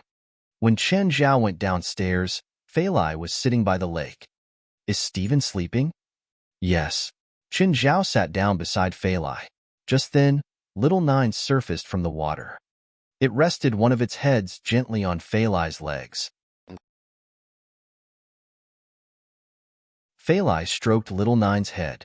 It felt cold and comfortable to touch. It was really different from the furry feeling of mammals. Suddenly, Abitos climbed over. Shocked, Little Nine immediately dived into the lake. Compared to Abitos' fire dragon bloodline, Little Nine was still weaker. Moreover, the 4-meter-long Abitos was much stronger than the 7-meter-long Little Nine. Lastly, one of them was fire, while the other was water. They were born incompatible. Every time Little Nine encountered Abitos, it would be bullied by him. Ada. Abitos poked Chun Zhao with his head. He also tried to lean against Chun Zhao and Fei Lai, like what Little Nine was doing. However, with his 600 kilograms of weight, even if he did not lie on Fei Lai entirely, Fei Lai could not take it. In addition, Abitos' scales were not as smooth as Little Nine's skin, not to mention his fire dragon bloodline. He did not have the coldness of cold-blooded animals. Instead, if anyone put their hand on his skin, they would feel a scorching temperature. Ada, father said that he's finished counting Samuel Logan's properties. When you're free, you can go and take your share. Chun Zhao nodded. He was also looking forward to what he could receive. Chin, when I passed by the supermarket today, I heard from the staff that you bought many things, even a television. Who are you giving them to? Ah, Chun Zhao was momentarily stunned before he reacted. People in that place. They're isolated from this world, and many things are unavailable. Every time, I go there empty-handed, so I decided to bring some things there this time. Oh, are you going there again soon? Fei Lai was really curious about what that place was. Yup, within the next few days.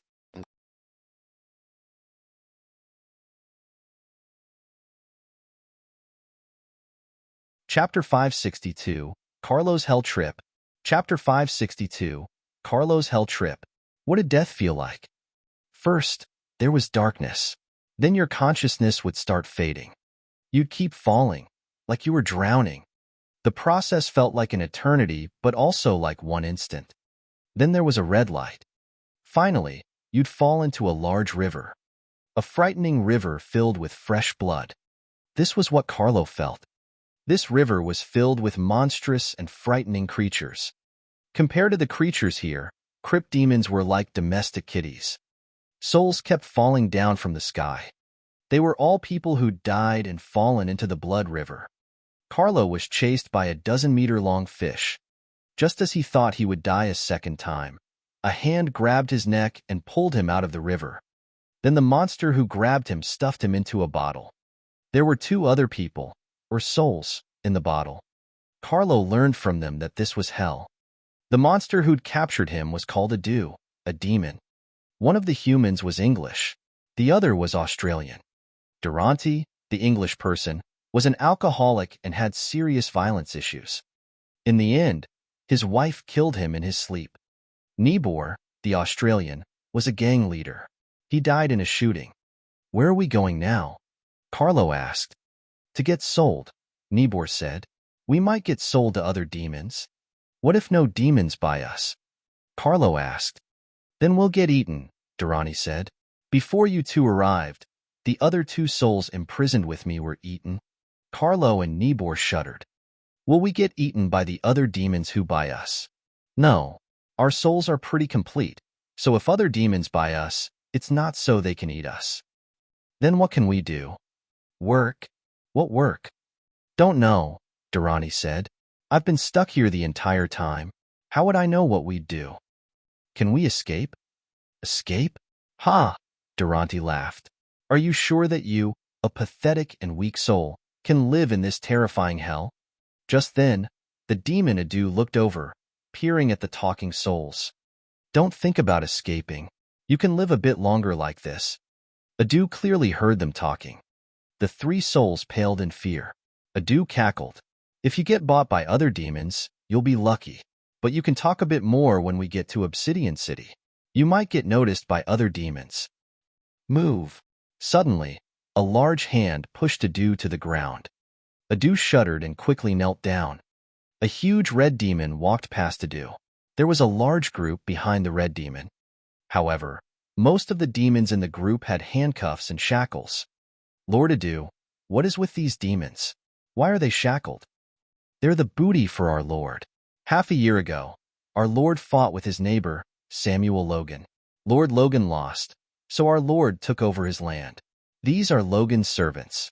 Now, they belong to our Lord. Is that red demon the Lord? Nonsense. That's an inferior chaos demon. Lord Adu, what level are you? Durante asked. You ask too much. I'll eat you first if you don't get sold tomorrow. Durante was terrified. He didn't think that he'd get treated like this just by asking a question. He wouldn't know that Adu was only an inferior hybrid demon. He was the lowliest demon in hell and didn't even have a breed. More importantly, the earlier chaos demon was a soldier under the Lord. Adu was only a small merchant. His status was much worse. On the other hand, Carlo and Nibor were gleeful. If he ate Durante first, then they'd be safe for now. The sky darkened without any warning. Carlo saw a huge red dragon flying in the sky. That's the Lord's wife, a superior demon with noble dragon blood. Adu pointed at the black castle in the distance. See that castle? That's Obsidian Castle, where the Lord's wife lives. Carlo stared at the castle, eyes filled with envy. He could tell that Adu was lower class in hell.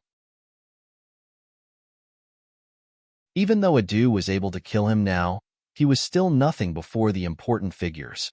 Even one of the Lord's soldiers could humiliate him at will, let alone the high and mighty Lord. If Carlo could enter that castle, he might be able to change his fate. Of course, right now, his fate wasn't in his own hands. After Adu entered Obsidian City, he sat down in an empty spot. Then he placed the bottles filled with souls before him. Just then, a terrifying demon walked over. Adu immediately prostrated himself on the ground. Raise your head, the demon said. Lord, are you talking to me? Adu asked, lifting his head. Are there any other idiots here? Adu looked around. There were so many demons nearby. How could he confirm that he was the idiot? Lord, how may I help you? Do you have the soul of a human scholar? Hearing the demon, Carlo immediately yelled, Me, I'm a human scholar. The chance was here. The chance to change his fate was here. The terrifying demon picked up the bottle. You're a human scholar. Yes, I'm a human scholar. Lord, how can I help you? Do you know Spanish or whatever? Yes. Carlo was even more excited. Spanish was one of his most fluent languages. Good, you belong to me now. The demon glanced at Adu on the ground and tossed a stone to him. Adu kowtowed continuously. Thank you for your benevolence. These two souls don't seem to be useful. The demon glanced at Durante and Nibor. Lord, I know French, Nibor said hurriedly. Don't need that. Lord, better be safe than sorry. Maybe you'll need me. The demon considered this. It seemed reasonable, so he chose to keep him. Then he looked at Durante. What about you? I.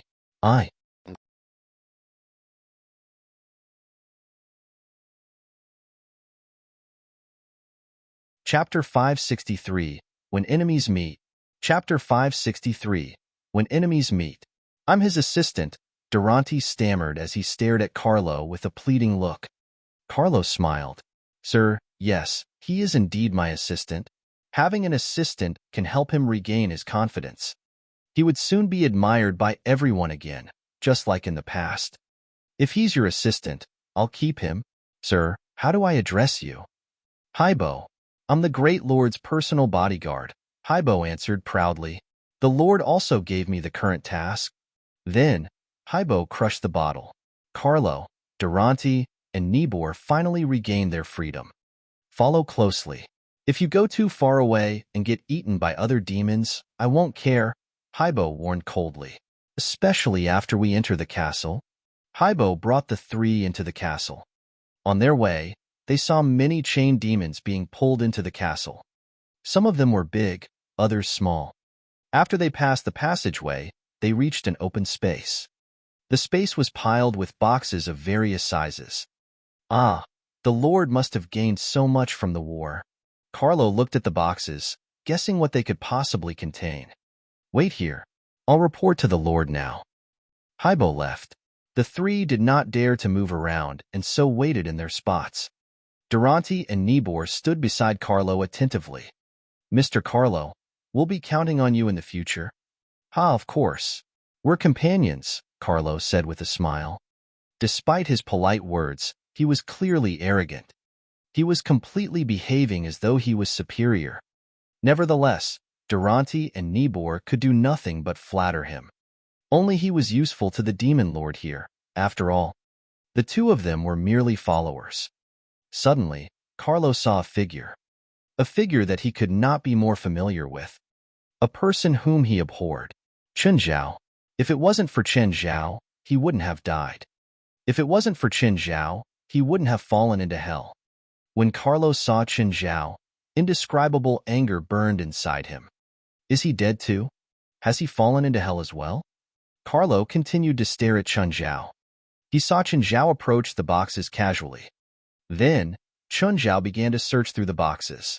He seemed to be picking some things from them. Great. I thought I would never have the chance to take revenge. I didn't expect to see you here. Now, you don't have the power you had in the human world. Stop.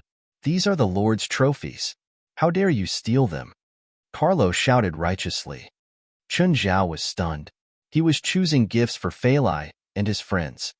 Clearly, he did not expect an interferer. Moreover, he actually knew the interferer. Yo, isn't it Professor Carlo? Haha, you've actually ended up in hell. Using a Chinese saying, there's always another chance to meet again after separation, Chen Zhao teased. Since Carlo was dead and in hell, Chen Zhao could not be bothered to deal with him again. Who wants to meet with you?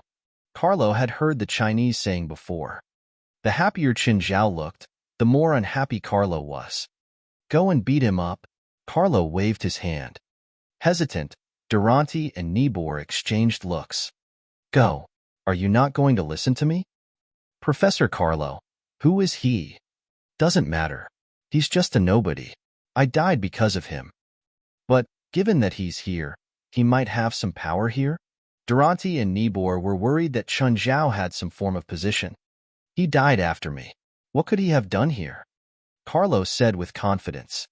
He was lucky to have entered Obsidian Castle. How could Qin Zhao be even luckier than him? You saw for yourselves that he was stealing the Lord's trophies. No matter who he is, he's doomed for sure, Carlo said. Don't you want to be recognized by the Lord? Durante and Nibor glanced at each other. That's right. If they beat him up, after the Demon Lord arrived, they could righteously claim that they did it only because he had been stealing. They might even be recognized by the Lord. It was an exceptional opportunity not to be missed. After they heard Carlo's words, they looked at Chun Zhao with an evil smile. Go. Even if you kill him, I'll take the responsibility, Carlo said, fully confident. Carlo had just received Haibo's recognition, and now he felt as if he already owned the world. Durante charged forward impatiently. However, the only thing that welcomed him was Qin Zhao's fist. Bang! Durante's spirit broke up at once. However, very quickly, it converged again. Qin Zhao looked at his hand. He had forgotten to use magical power. Professor Carlo, look at how popular you are wherever you go. Where did you get those 2 followers? Qin Zhao looked at Carlo, smiling. Cut it out. It's too late to act friendly. Carlo felt that Qin Zhao was begging him for mercy. Nonetheless, Carlo viewed Qin Zhao as an absolutely irreconcilable enemy. How could he let Qin Zhao off? You're going to die today. Great. I would love to see who's going to die, Qin Zhao said with his arms crossed. Durante and Nibor charged up again. This time, Qin Zhao channeled some magical power to his leg. He lifted his leg and kicked Durante's groin. Durante gave a miserable scream and knelt on the ground. Covering his groin, he moaned in pain. Nibor attempted to sneak attack Qin Zhao. However, Qin Zhao punched out and half of Nibor's shoulder was gone in an instant. This time, it did not heal.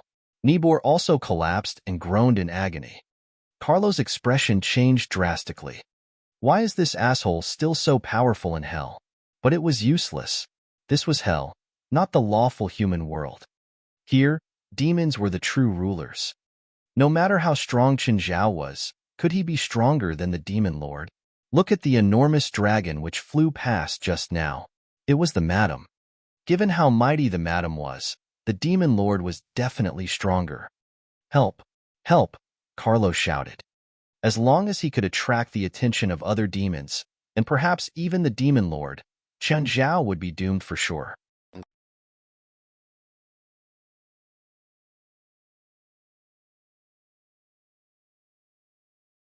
Chapter 564, Lucky Coin. Chapter 564, Lucky Coin. Haibo came out. However, there was an even bigger demon behind him. This demon was 2 stories high and radiated with a terrifying aura. What the fuck are you screaming about? Beelzebub Zophi roared. Don't you know where this is? Kneel before the Lord. Haibo thundered. Greetings, Lord. That man, he's stealing your booty. Stealing? You say he's stealing? Zophi looked at Qin Zhao. Hi, Lord. Human, when did you come? Zophi asked. Lord, the living Lord was summoned by the Madam, Haibo said. Your wife said these are all mine, Qin Zhao said. How come he says I'm stealing? Zophi looked down at Carlo. Carlo would have pissed his pants if he could. What was going on? Were they close? It sounded like they didn't just know each other. Their tones were like friends greeting each other. This is what I prepared for you, Zophi said. Bring them back first and then pick and choose. There's too much stuff. I want to pick some to give my friends. Living Lord, Haibo said. I found this person for you. The human soul that knows Spanish, but he seems to have offended you. I'll crush his soul now and immediately find a new one for you. Carlo understood immediately. Chen Zhao wanted to translate that naval diary, and Haibo was looking for someone who knew Spanish to help Chen Zhao translate the diary. This meant that Chen Zhao had a close relationship with this demon lord. And from what Haibo said, Chen Zhao didn't die. He'd been summoned by the lord's wife. This relationship was even more complicated. As for Durante and Nibor, their souls were almost scattering in fear. They'd even forgotten their pain.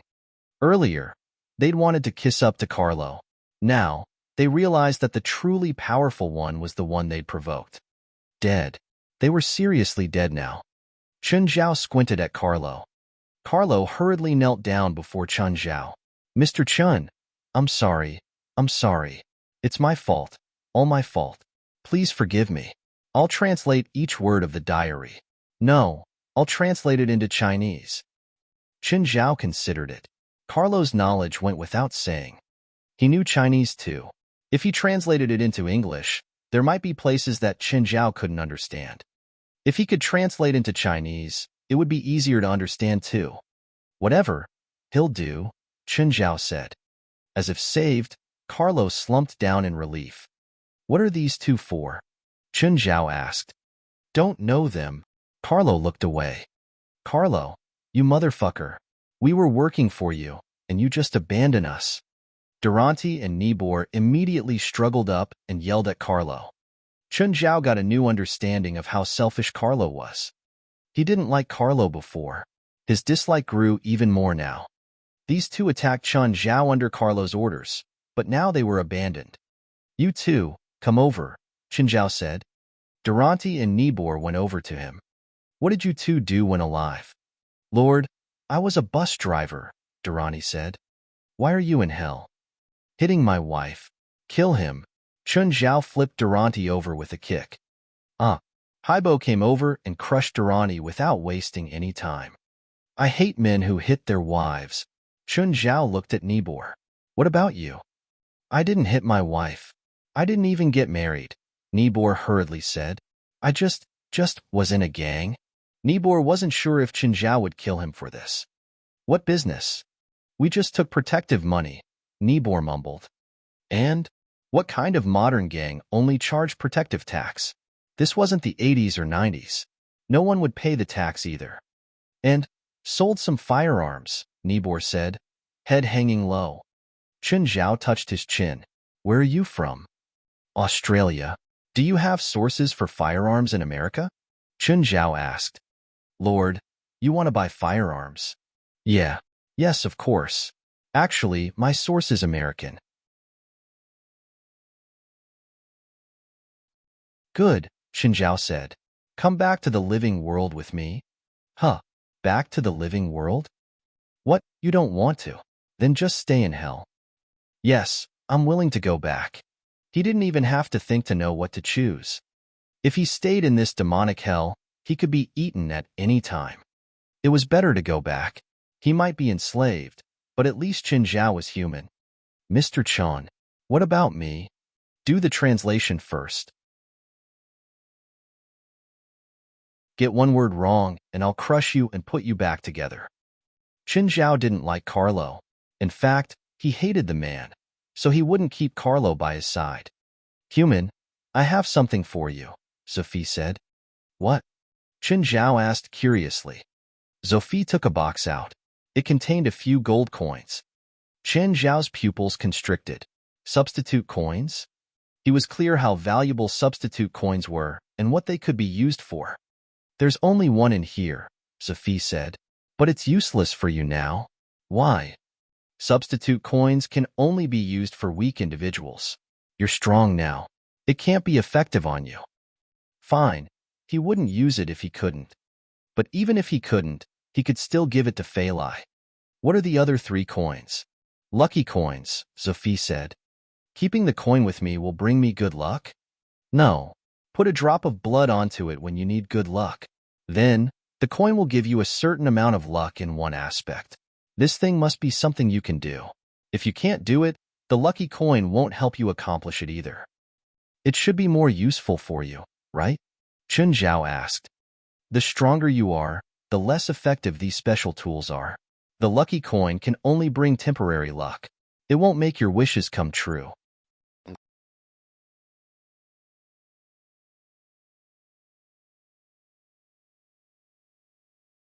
Chapter 565, Unspeakable Gains. Chapter 565, Unspeakable Gains. Which means it's pretty much useless for me. Yes, Beelzebub Zophi said. I used a lucky coin 2,000 years ago. What happened then? What did you gain? I trampled a plague rat which had been stealing my treasures.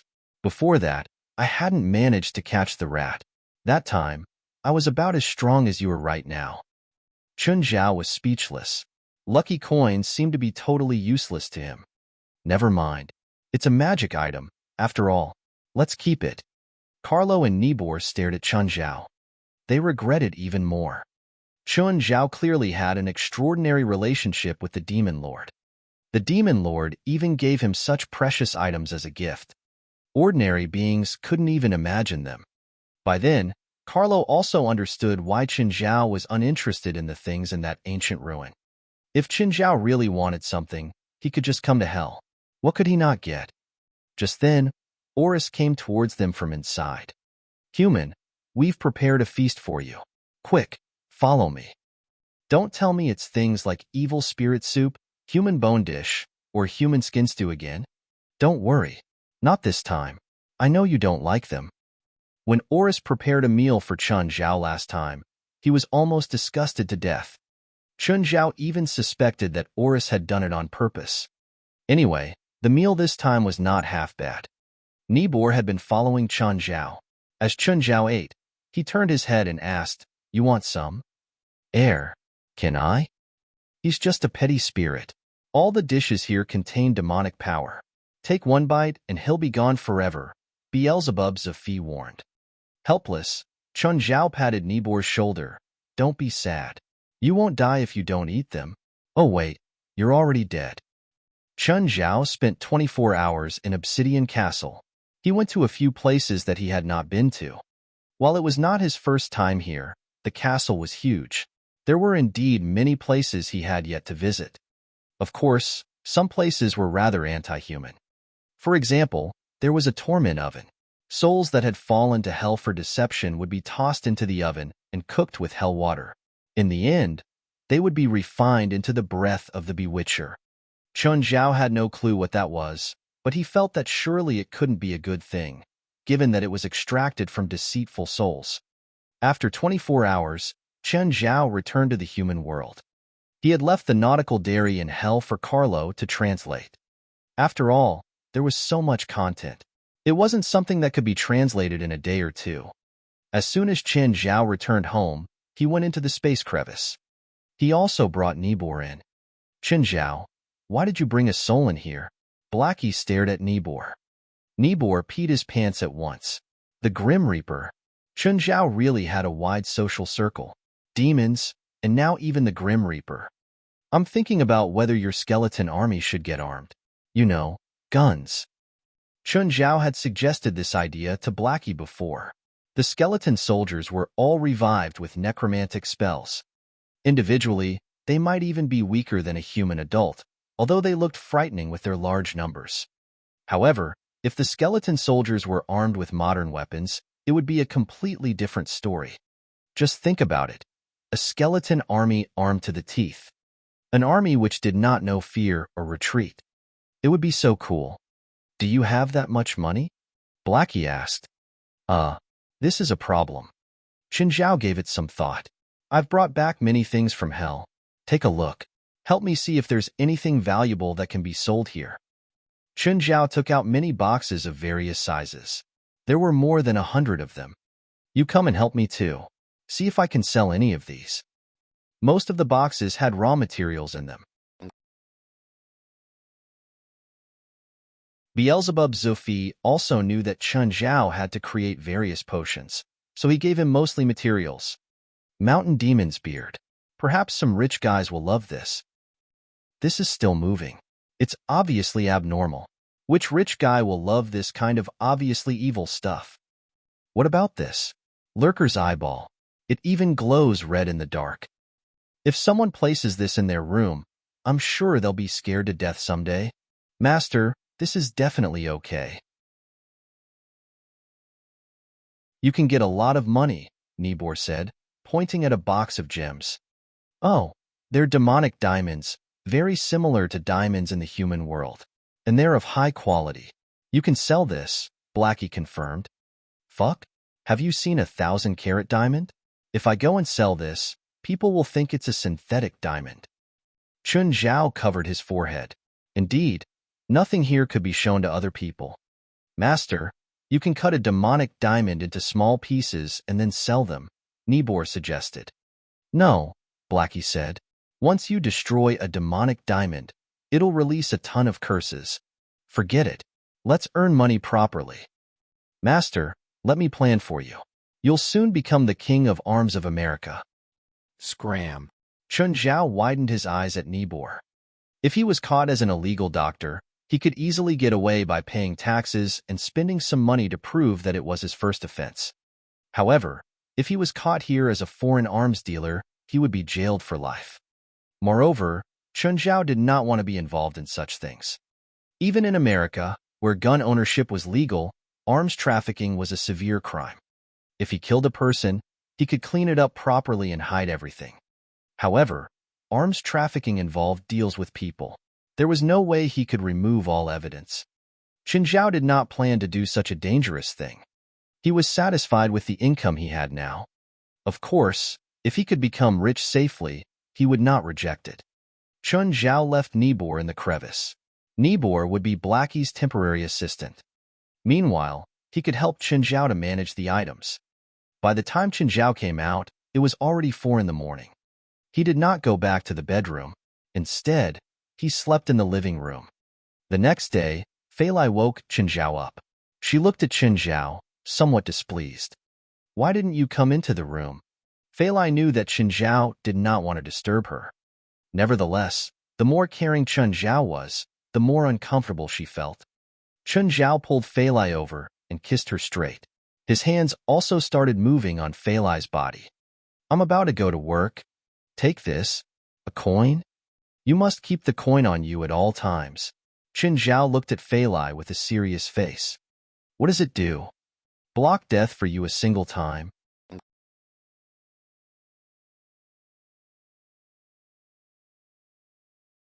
Chapter 566.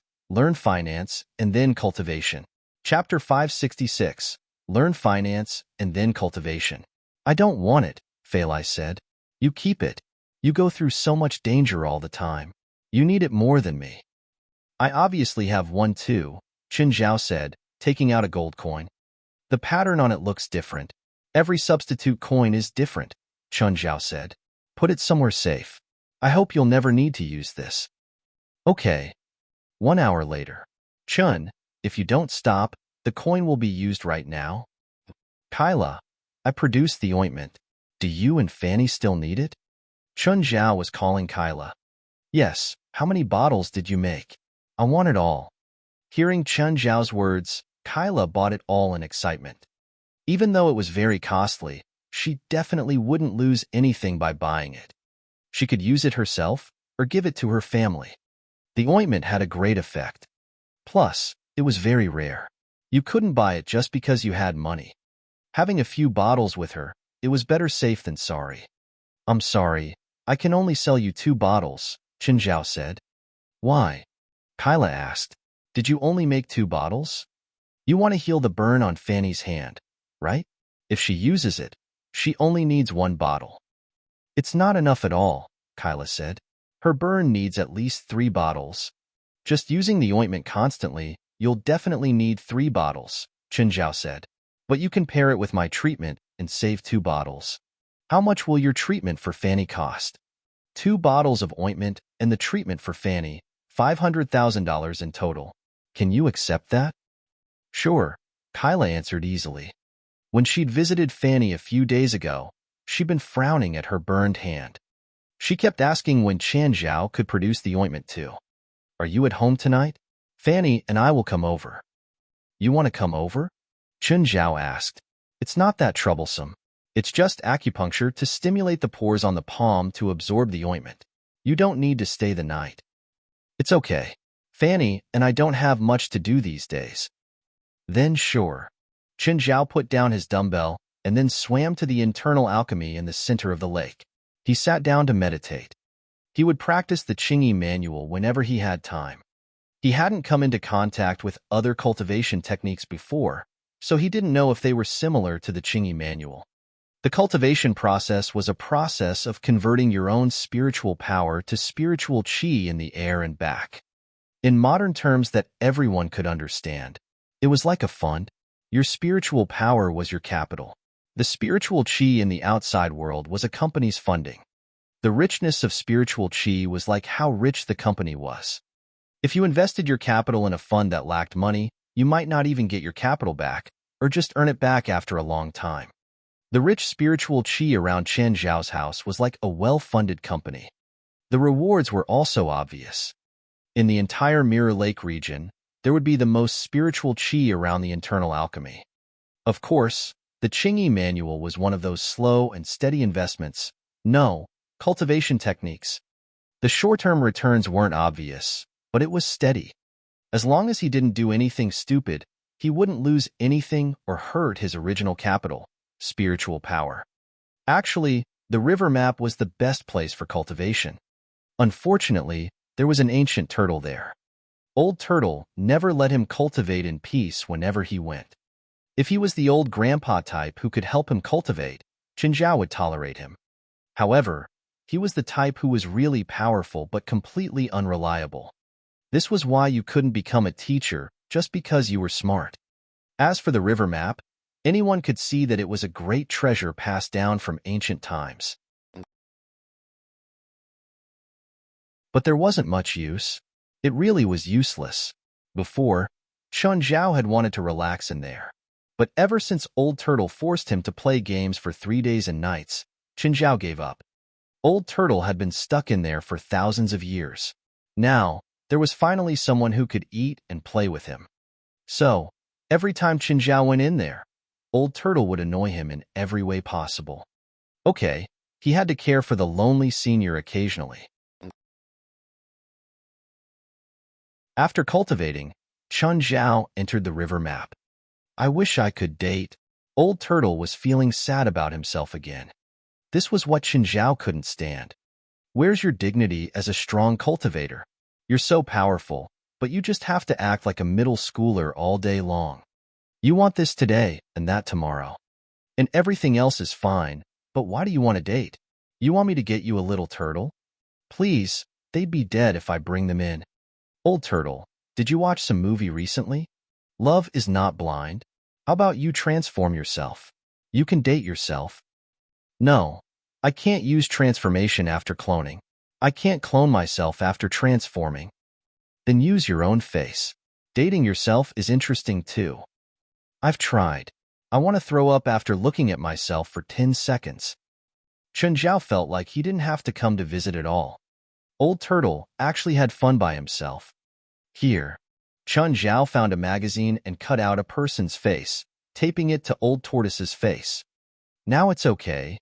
Hey, it might work. Old Turtle cloned himself again. Qin Zhao sat on the ground. He drank alcohol while watching Old Turtle act by himself. What scene are you acting? Titanic. Old Turtle hugged his other self from the back.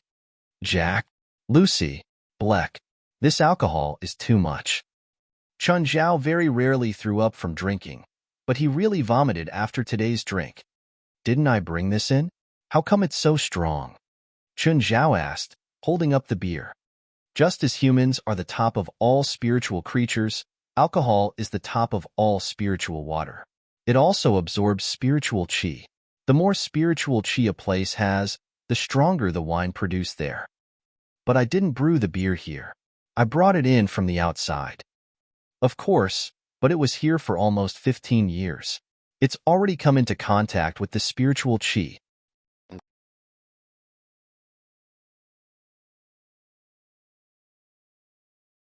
Chapter 567.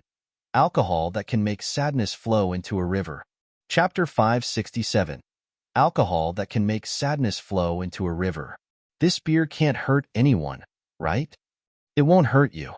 Spiritual qi only benefits people. It won't hurt anyone. Chun Zhao's head kind of hurt, but his mind was extremely clear. The sweet alcohol entered his throat, hot but not burning. A fragrance poured out without an endless aftertaste. Images flashed past his eyes. Memories that had blurred became clear again. Chun Zhao's cheeks actually dampened. He wiped away his tears. What?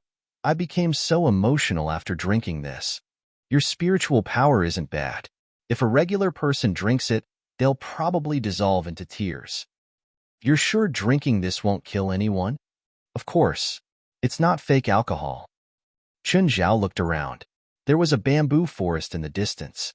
He cut down some bamboo tubes and poured the wine in. What are you doing? I'm going to see if there's a market. What do you mean? Sell the alcohol. Money's tight these days, and you keep spending. I need to maintain my income. How much can you sell this for? Old Turtle grew interested too. I don't know, Chun Zhao said. I have to package it and find some rich people to taste it. There's purple bamboo deep in the forest, Old Tortoise said. It'll look better if you use that bamboo. Purple bamboo? It sounds hard to grow. Grows one segment every century, but time flows differently here. As long as you don't chop them all down and only cut down one or two every time, you'll be able to maintain it. The two worked for a while. The purple bamboo was very sturdy. Chun Zhao couldn't even hurt it with his bare hands. In the end, he had to add magic to the bronze sword and chop with it. Name it, Chun Zhao said. Old Turtle wasn't cultured. He thought for a long time and could only think of things like divine wine, spiritual wine. Chun Zhao was speechless. Uncultured people were scary. Just call it purple brew. How is that name better? What's bad about Old Turtle divine wine? Great, but we don't have an Old Turtle in the wine. Chun Zhao made 10 purple bamboo tubes and poured wine into it.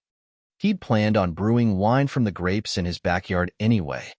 If the purple brew could sell for a nice price, he'd set up a sales channel. This way, he'd have another source of income. Old Turtle unwilling carved the words on in classical Chinese, purple brew. Halifa, how about we eat dinner together? Halifa Oliver frowned. Why was this old guy inviting him today? She was angry just thinking about the last time. Stephen had obviously gotten Hutchinson-Gilford syndrome, but the next day, he said that he wasn't sick. It was just a trick to see her reaction. Halifa didn't know how Stephen did it, even tricking the doctors. But with Stephen's wealth, it wasn't completely impossible. However, Halifa was still caught up with this. She didn't want Stephen to die, but she was even unhappier seeing how comfortable and relaxed Stephen was. I'm busy. Halifa rejected him after hesitating for 3 seconds.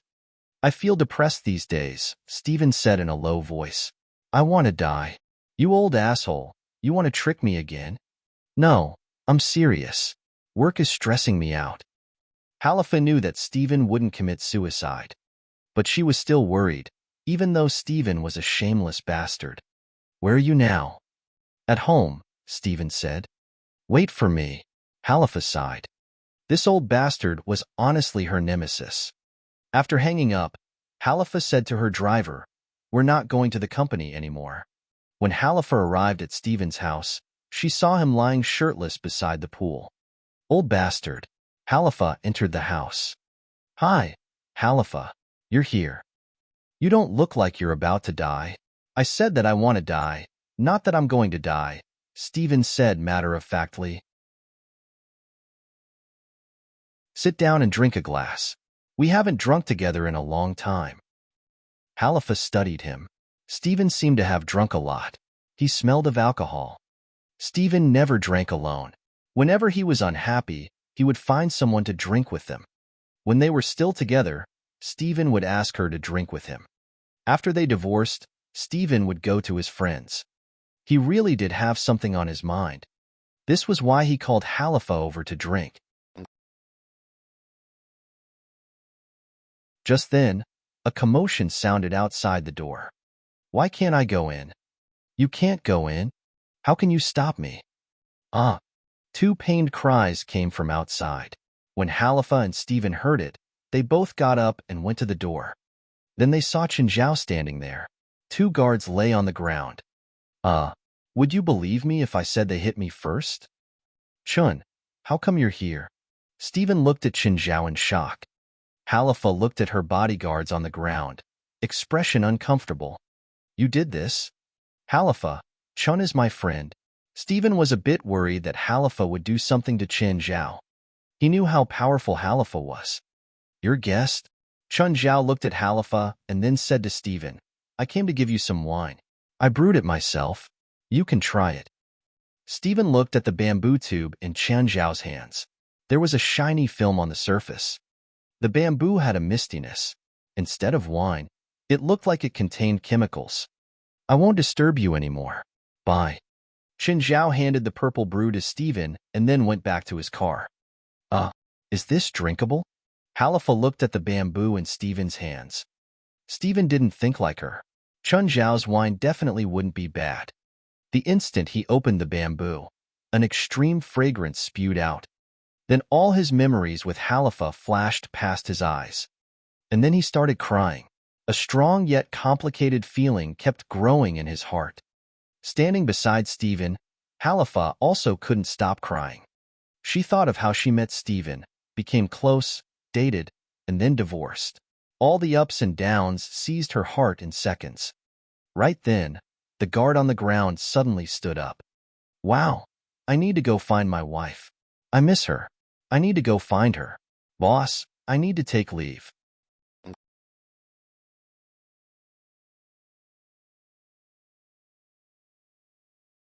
Chapter 568, Old Times. Chapter 568, Old Times. Stephen trembled and immediately closed the bamboo container. Halifa Oliver also shivered, after which she regained her senses. She looked at the bodyguard before her. The other bodyguard was much quieter. Their reactions were completely different. The other one did not seem to be affected at all. Stephen, what kind of wine is this? Stephen wiped the tears on his face. The wine was miraculous. Its aroma alone was enough to stir intense emotions. Stephen, can I have the wine? Halifa asked. Memories could be painful, but they could also be happy. Some of their memories had long blurred, but they became clear after they smelled the wine. It was exhilarating. It was irresistible. The smell was sufficient to intoxicate them and attract them so deeply that they could not stop. No, it's a gift from my friend. Stephen was similarly unwilling to give the wine away. He also missed that feeling, the feelings of happiness and sorrow. In only a few seconds, it was as if he had recalled everything in the past. Boss, I would like to apply for leave. Halifa widened her eyes at her bodyguard. 3 days. Yes, boss, see you. Give some to me, Halifa requested again. Can't you see that the wine is held in a special vessel? If I pour it into another container, it'll surely lose its effects. Stephen looked all-knowing. You asked me here to drink with you, didn't you? Now you have good wine, and you're keeping it for yourself? Where's your sincerity? Stephen really wanted to keep the wine and drink it himself. However, since Halifa had pointed it out so bluntly, he could only share the wine. When he opened the bamboo container again, the aroma filled the air, but the emotional impact was much weaker. Nonetheless, the smell was only more fascinating. It smells so good. I've never smelled anything like this before. Halifa was also a frequent drinker. She had collected wines from various wineries at home. However, she could guarantee that she had never come across a wine whose aroma alone was so alluring. Stephen poured a small glass for Halifa. Your health isn't great. Don't drink too much. Halifa lifted her head and downed the glass in one mouthful. Remember when we first met? A picture suddenly flashed across Halifa's mind. Stephen also took a sip. A scene appeared in his head. That time, I was filming my graduation piece. You were the only girl who came for the audition. You wore a floral dress, white, very beautiful. And I thought, it'll be great if you could become my wife. Remember the first restaurant you asked me to? Yeah. As they were quite old, they had many memories. At the start, they had only sweet memories. Gradually, however, they began to argue. I said, I wasn't unfaithful. That woman ran into my room herself. She had arranged a group of reporters and pretended that she's the victim. Do you think that you can deceive me again with your words? They drank a few more glasses. They started to pour their hearts out. Remember your 50th birthday party? I'm the one who hired those male strippers. $200 each, 10 of them. Stephen laughed. It's you, old asshole. Remember 8 years ago when you dated that old man? I'm the one who hired people to break his leg, Stephen said again. Oh, what's his name again? Halifa could not remember. Here, one more glass, and you'll remember. Stephen tilted the bamboo container, but only a few drops fell out. Fuck, it's empty. Stephen was annoyed. What? Halifa was also impatient. They ran out of wine before they were satisfied. You should have drunk slower. Asshole, you didn't drink less than me. Halifa licked her lips. The aroma was still around her lips. It was mellow and not intense. It would cause emotional fluctuations, but no headaches. Ask your friend to give us 2 more. Stephen's eyes lit up. Right. Stephen called Chen Zhao. Hey, Chen. Stephen, what's up? Chen, I finished the wine you gave me. Give me 2 more bottles. No, I've only made a few bottles, and I need to give some to Rasfa, Zola, and my other friends. Don't say how close we are. I can only give you 1 bottle. What? Just 1? You might as well not give me any. Who gives presents like this? Stephen cursed. Rasfa's quit drinking. Give me his share. You're my friend. So is he. There's no way I'm going to give you 2 and not give him any, Chen Zhao answered. If you still want to drink, go find someone with the wine. Yeah, I can go to Rasfa's for the wine, Stephen thought. I'm going to Rasfa's. Are you coming with me? Stephen asked. Yes, of course. Fuck. Give me my wine back, you thieves. Rasfa screamed loudly. I've only had 1 sip, bastard. After Rasfa had taken his sip, he was still enjoying the sweet aftertaste, thinking about those unforgettable times. However, by the time he realized it, Stephen and Halifa had already finished half of the wine. Rasfa, when have you become so stingy? It's just a bottle of wine. Just a bottle of wine? It's Chin's wine. Don't you know how precious his wine is? Rasfa attempted to snatch the wine, but Stephen would not let go. The two grappled with each other and eventually knocked the bamboo container onto the floor. They began arguing loudly. In the end, they only stopped because of Halifa. Someone, come and clean the living room. A maid walked in. Her eyes were red and her face had clear tear marks. What's wrong? Did someone bully you? Sir, nobody bullied me. I just recalled the times when my grandmother was still alive, the maid sobbed. Has the wine been enchanted with magic? Halifa said, amused. Stephen and Rasfa widened their eyes at each other like 2 roosters. They were still blaming the other for spilling the wine. Now, none of them could drink. No, we have to get more from Chan. Chan said that he doesn't have a lot himself. He's giving each friend just 1 bottle. Wait, I think he said he's giving 1 to Zola. Let's go and find Zola.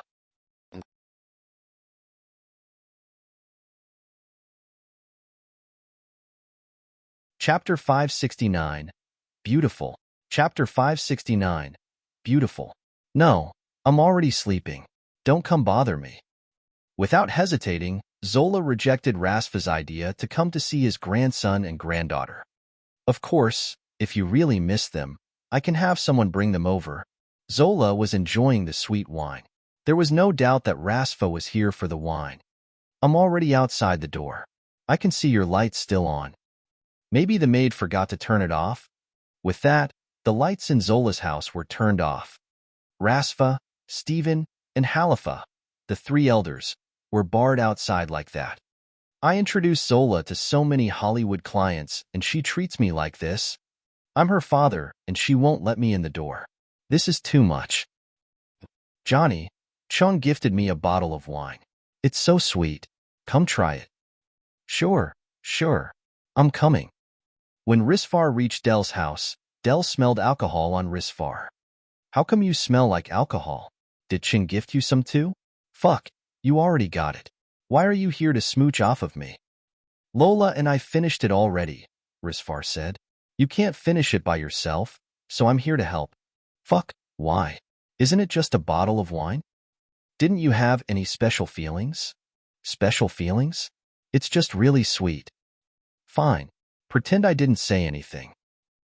Chin, when will you brew more of that wine? Rasfa was calling Chun Zhao. Chun Zhao thought for a moment and replied, I'll make a dozen or so bottles per month. Did you gift us the wine so we'll help you promote it? Rasfa was an old fox. Chun Zhao's plans couldn't fool him. Yes. Sell me a bottle per month and I'll help you promote it. Sure, no problem. You can only make a dozen bottles per month? Rasfa asked again. Of course.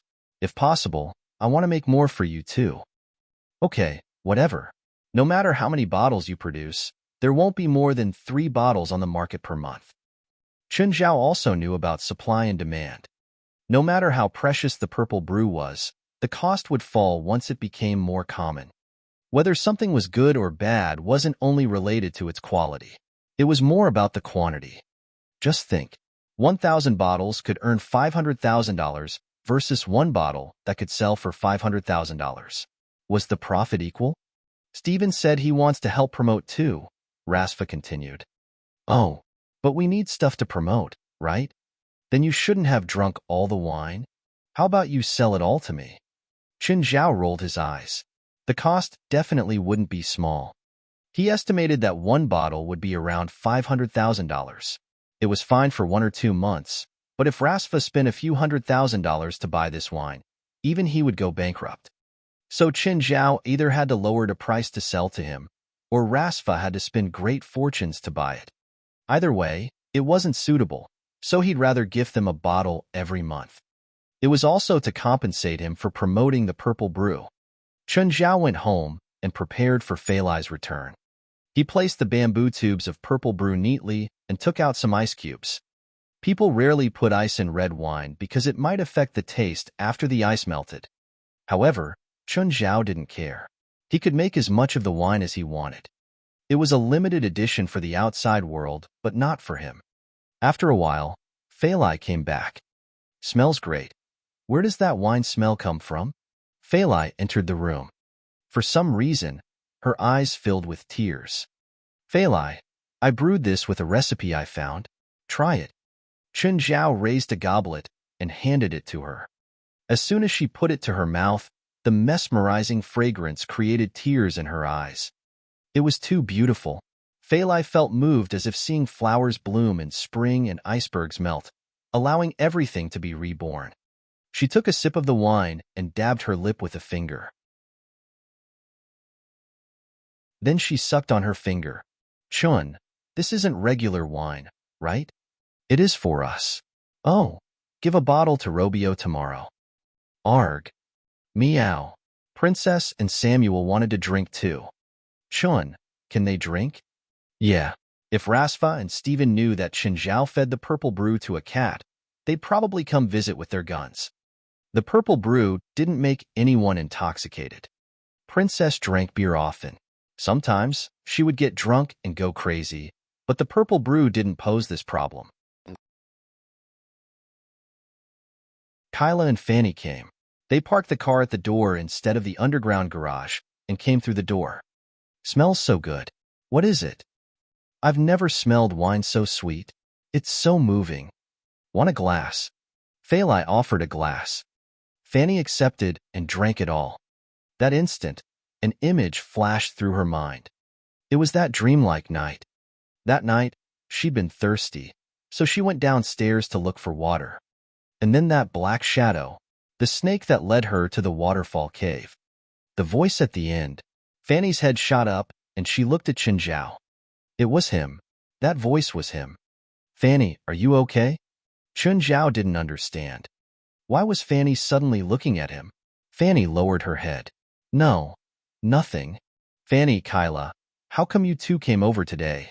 Chun said that he made the ointment, Kyla explained. So I brought Fanny over. Actually, she'd wanted to come over herself. She had to admit that the trip was worth it. If she hadn't come, she would have missed this wine. For dinner, they sat on the grass in the front yard, chatting while drinking. Mr. Chun, do you sell this wine? Yes, but I can gift you 2 bottles, Chen Zhao said. How much is one? Fanny asked. I want 10 bottles. I've set it at $500,000 per bottle for now. Splooch. Falai, Fanny, and Kyla all spat out their wine at the same time. Fanny looked at Chen Zhao in shock. Are you sure you said the right price? I'm not drunk. I know what I'm saying. I can't even afford 1 bottle per month with that price, Kyla said, chuckling wryly.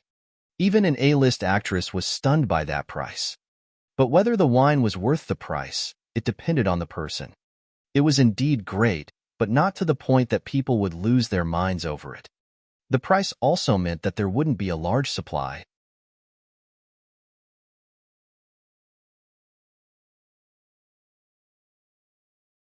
Chapter 570, Best Friends. Chapter 570, Best Friends. Full and satisfied, the 3 ladies jumped into Mirror Lake. Usually, Falai was a very careful person, but she knew that there would not be any danger in Mirror Lake. It was indeed much safer than Angel Beach. Why is there a big stone there? The 3 of them climbed onto the stone. Immediately, they felt completely refreshed. An indescribable feeling erupted in them. Fanny suddenly closed her legs, her face flushed. Luckily, Kyla and Falai did not notice her weird behavior. The 3 ladies lay on the stone in a triangle. It's so comfortable. Falai, I really envy you. What's there to envy about me? Actually, I envy big stars like you, Falai said with a smile. In fact, Falai was not interested in becoming a celebrity. Last time, she went to visit Steven's crew. Steven asked her if she wanted to play a small character. Although the scene would last only a few seconds, Falai still rejected. It was a female killer in the Mexican gang. She would rake the protagonists with a machine gun. Fanny touched the stone with her hand. It was a unique feeling. It was extremely comfortable. It was like the younger her holding her mother's hand. It was warm and soft. It was also like her father's hug before she came to LA. It was kind and generous. Fanny had no idea where that feeling came from. Hey, Fanny, what are you thinking about? Nothing. Falai, chin strong, right? Kyla stared at Falai with a teasing look. When Falai heard that, she flushed at once. She lowered her head and muttered, Yeah? Falai, why are you red? I don't mean that. Falai was stunned, but she immediately realized that Kyla was teasing her. Then can your boyfriend satisfy you? Falai fought back. If he can't, I don't mind asking Chun to help you. Kyla rolled her eyes. I don't have a boyfriend. Stop lying. How is that possible? My family are loyal believers. We're against premarital sex, Kyla said, helpless. Religions like Christianity had such rules. For example, premarital sex was viewed as unchaste. Nevertheless, as time progressed, some religions began to tolerate premarital sex. Currently, few believers would follow the doctrine entirely.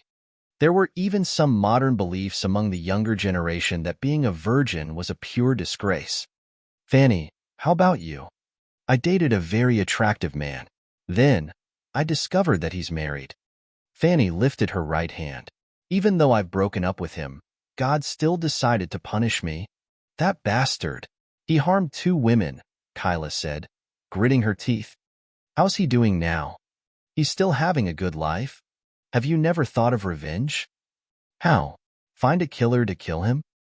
For this kind of man, you should drag him into an alley and beat the shit out of him, Falai said. Do you have any experience in this area? No, but I'm sure Chun does. Falai flushed.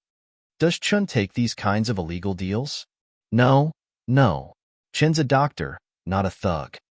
Falai felt that she had overboasted. Actually, she was only joking. Why would she ask Chen Zhao to beat up a stranger just for Kyla and Fanny? If the person was fine, everything would be fine. But if something terrible happened to the person, it would be too late to regret it. Does Chun know anyone who can do that job? Dunno. Let's ask him later. As soon as the 3 returned to shore, Kyla and Fanny found Chen Zhao.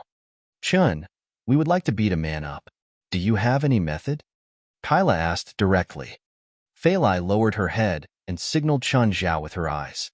Unfortunately, Chun Zhao did not notice Feilai's look. Who is that?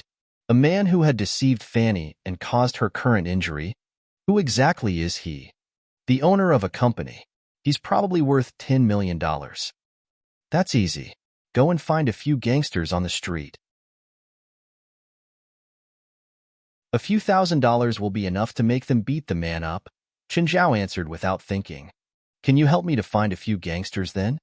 Give me the details of Fanny's enemy. I'll see what I can do when I'm free. Chun Zhao said, I'm going to check on the grapes.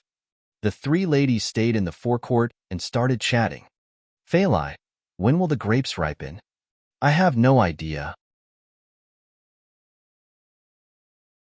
Feilai had decided to grow grapes only because Robio had told her that she should grow something, given that she had such an enormous piece of land. Robio had also given Feilai the bag of grape seeds. Feilai's interest was really short-lived. In fact, it would take at least 3 to 4 years from planting the grape seeds to making wine. Grape trees in the first 3 years would produce sour fruits that had little sugar. They would not be suitable for making wine or consumption. Some major wineries would not even use grapes from trees younger than 10 years old. Normally, they would repeatedly cut off parts of a grape tree and transplant them. Perhaps grape trees in those wineries came from trees that existed hundreds of years ago. Let's go and take a look together, Kyla suggested. What's there to see? When you make more wine, you have to give us a bottle. Kyla smiled. The three opened the door to the backyard and saw Chun Zhao doing weightlifting instead. When Chun Zhao saw them, he immediately dropped the barbell. That's a huge barbell. Kyla and Fanny looked at Chun Zhao's barbell, shocked. How heavy is it? A few 100 kilograms, Chun Zhao replied casually. I don't think it's only that, Kyla said. It looks huge, but it's actually not as heavy as you think, Chun Zhao said. It was a movie prop. When Steven filmed him on that time, I took it from the crew. Why would you do that? For Princess to play, Chun Zhao answered. Even if it's just a few 100 kilograms, it's still incredible. I think the world record is only around 300 kilograms? Fanny said. It's different. Chun Zhao shook his head. Weightlifters have to raise it overhead for 3 seconds. I'm only practicing grips.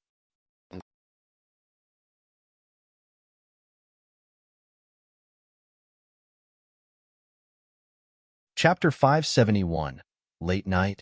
Chapter 571, Late Night. Kyla went up to try. The barbell had sunk into the dirt, so she couldn't even nudge it, let alone lift it. Fanny went to try too. The barbell didn't move a bit. Feilai didn't even try, because she knew the actual weight of the barbell. It wasn't a few 100 kilograms like Chen Zhao said. It was 10 times that weight. Even the three of them working together wouldn't be able to move the barbell, let alone thin Fanny and Kyla. Kyla went up to squeeze Chen Zhao's arm. So hard.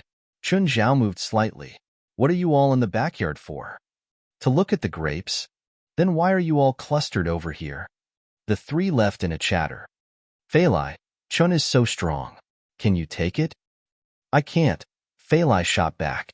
How about you two come help? Ah, you practice abstinence. You act like you're really willing to share? These grapes grow so quickly. Fanny kept turning around to look at Chen Zhao. The sky was darkening, so his figure wasn't as clear as before. The two women kept talking to Feilai, so Chen Zhao could only return to his room and sleep early. At night, Fanny slipped out of the guest room. She'd already gotten the idea to get things clear tonight. But she didn't know that the AI system was watching her every move. Today, it was the inferior demon Earth in charge of watching the surveillance camera. What was the most painful thing for an inferior demon? Sitting there and watching others do things while he couldn't do anything himself. That was the most painful. But there was nothing he could do. They had to listen to their master's orders. A, B, C, Earth said. The guest came out of the bedroom. Leave the living room immediately. Metal Wood, you two let the 3-headed dog lord and 9-headed snake lord leave the vicinity of the house so they're not exposed. Other nearby inferior demons, be careful. Don't get seen by the guest. By now, Fanny had gotten downstairs, but there was nothing in the living room. She walked to the front yard.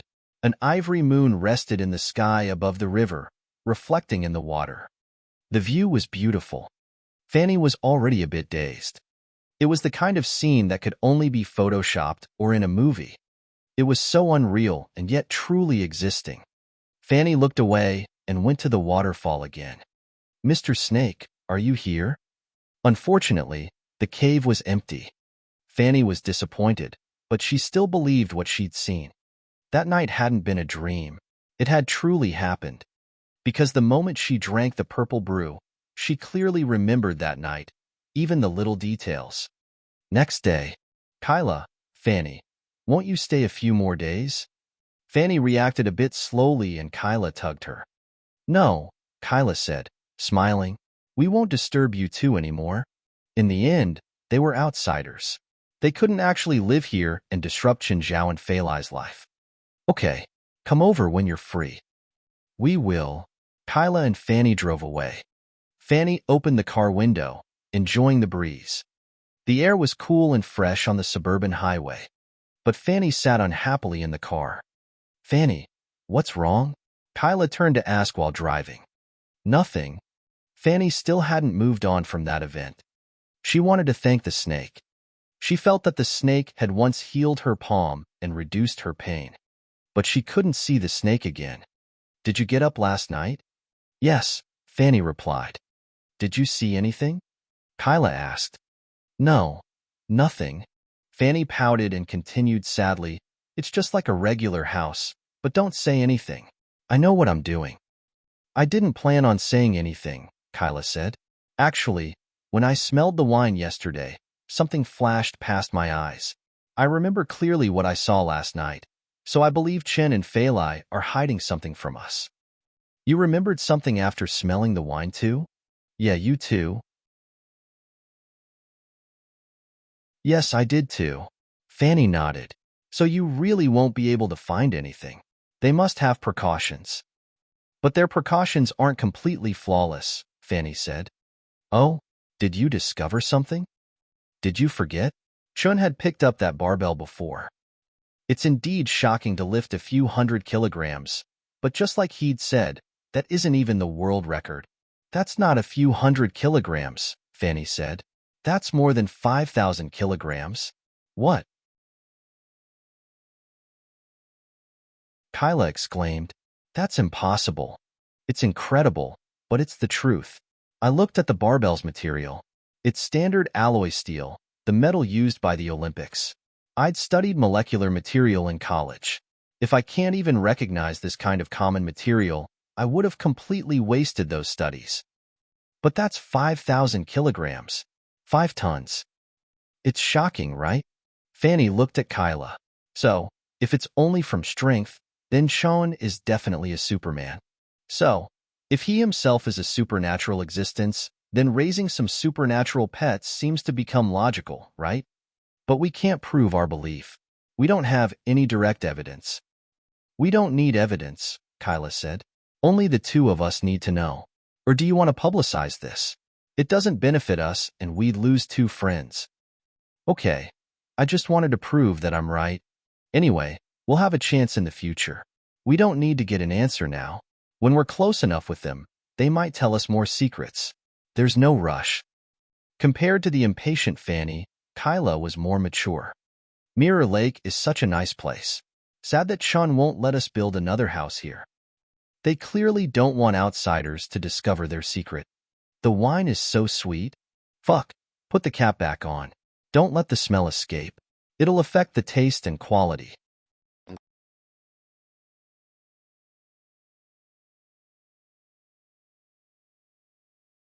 Chapter 572.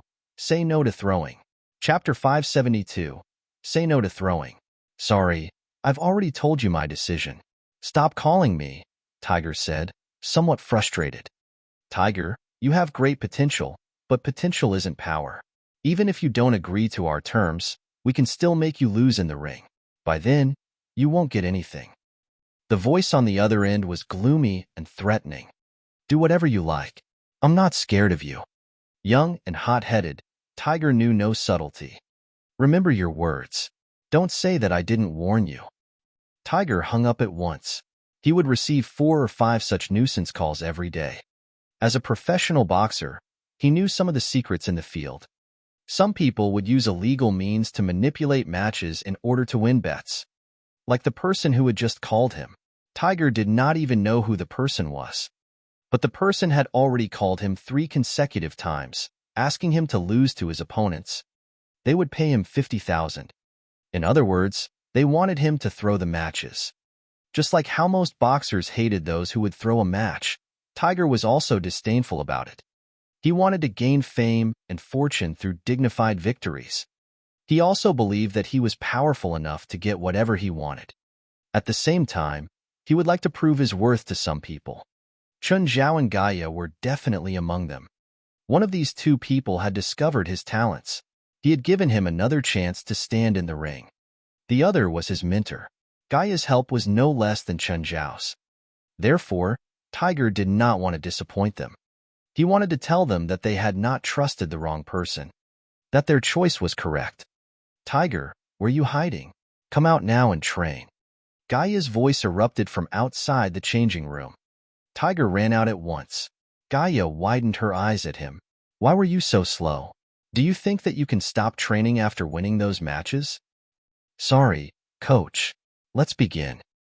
Tiger was particularly serious. As a result, Gaia could not even be lazy. She even missed the times when she was Chen Zhao's boxing coach. Although Chen Zhao was outstanding, he did not have the inspiration to become strong. He had asked for the training himself, but he would seize all opportunities to be lazy. At night, everyone else had left. Gaia was exhausted herself. Tiger, that's enough for today. Coach, I would like to practice a bit longer. Then continue yourself. I need to go back. Remember to lock the door, Gaia said. Whether an athlete could become successful depended not only on his talents, but also on how hardworking he was. Tiger's talents had been greatly boosted by Chen Zhao. He was also sufficiently diligent. Therefore, Gaia was confident that Tiger would certainly succeed. He would become a superstar in international boxing, starting from the BBL competition this time. He would conquer all enemies with his strength. Tiger only started to pack up when it was almost 11. He locked the door for Gaia. This was one of his benefits as Gaia's student. He could use the fitness center whenever he wanted to. In fact, he had the plan of opening a gym himself when he got rich. Of course, he had to do it somewhere far away. He knew that Zanla Douglas had opened a gym upstairs. If he recalled correctly, Zanla Douglas had been beaten up by Chen Zhao right here. Tiger did not want to be jointly attacked by Chen Zhao and Gaia. They were 2 monsters. Even if Tiger could become the world champion, he would not want to be in the same ring as any of them. Tiger stood by the roadside, quietly waiting for the bus. He still had 0 income at the moment. All his expenses were supported by Chen Zhao. Hence, he planned to buy a car as soon as he received his competition prize. Fortunately, the bus to reach home had very long service hours. Just then, Tiger's phone rang again. Hello? Tiger, let me ask you one last time. $50,000, lose the matches in the next 4 days. I don't care how much you're offering. I'm not throwing the matches. Tiger rejected the request righteously. This time, the other party hung up first. Just then, a car with its high beams on drove toward him. Tiger was not paying any attention, and the car was extremely fast. Crash. Tiger only felt that something was wrong when he was hit. A few people alighted from the car and approached Tiger. At the moment, Tiger was lying on the ground, covered in blood. The few people immediately punched and kicked Tiger. Break his arms. Ah! Tiger screamed and fell unconscious. However, the next moment, he was awakened by severe pain. Kid, this is what happens when you reject me. I told you, I can make you get nothing. Now, my words have turned into reality. Understand? Chun, something's happened to Tiger. It was Gaia's hurried voice. Chen Zhao looked at the time. It was 4 in the morning. He said in a sleepy tone. Don't tell me he raped a girl on the street. I'll crack his balls myself. No, he's in the ICU now. He's been attacked. Chen Zhao was alerted at once. What? What happened? I'm not sure what's the exact situation either. The police found my number in his phone. They said Tiger's in the hospital. Why didn't the police call me? Did he not store my number in his phone? Fuck. You're still in the mood to joke? No. I need to know what's my position in his mind. Fine. He has recorded your number. But he's put your name as Monster. Asshole. Chen Zhao cursed softly. When can you come? I'll go now. Chen Zhao got out of bed quietly. Actually, Fei Lai had already woken up during the call. Are you going out? Tiger's injured. I need to go to the hospital. All right. Be careful. Love you. Chen Zhao bent to kiss Fei Lai. Then, he hastily put on his clothes. When Chen Zhao reached the hospital, he realized that apart from Gaia, there was another familiar person outside the ICU. Hey, Ms. Sharon, what a coincidence. Chen Zhao opened his arms, planning to give Sharon a warm hug.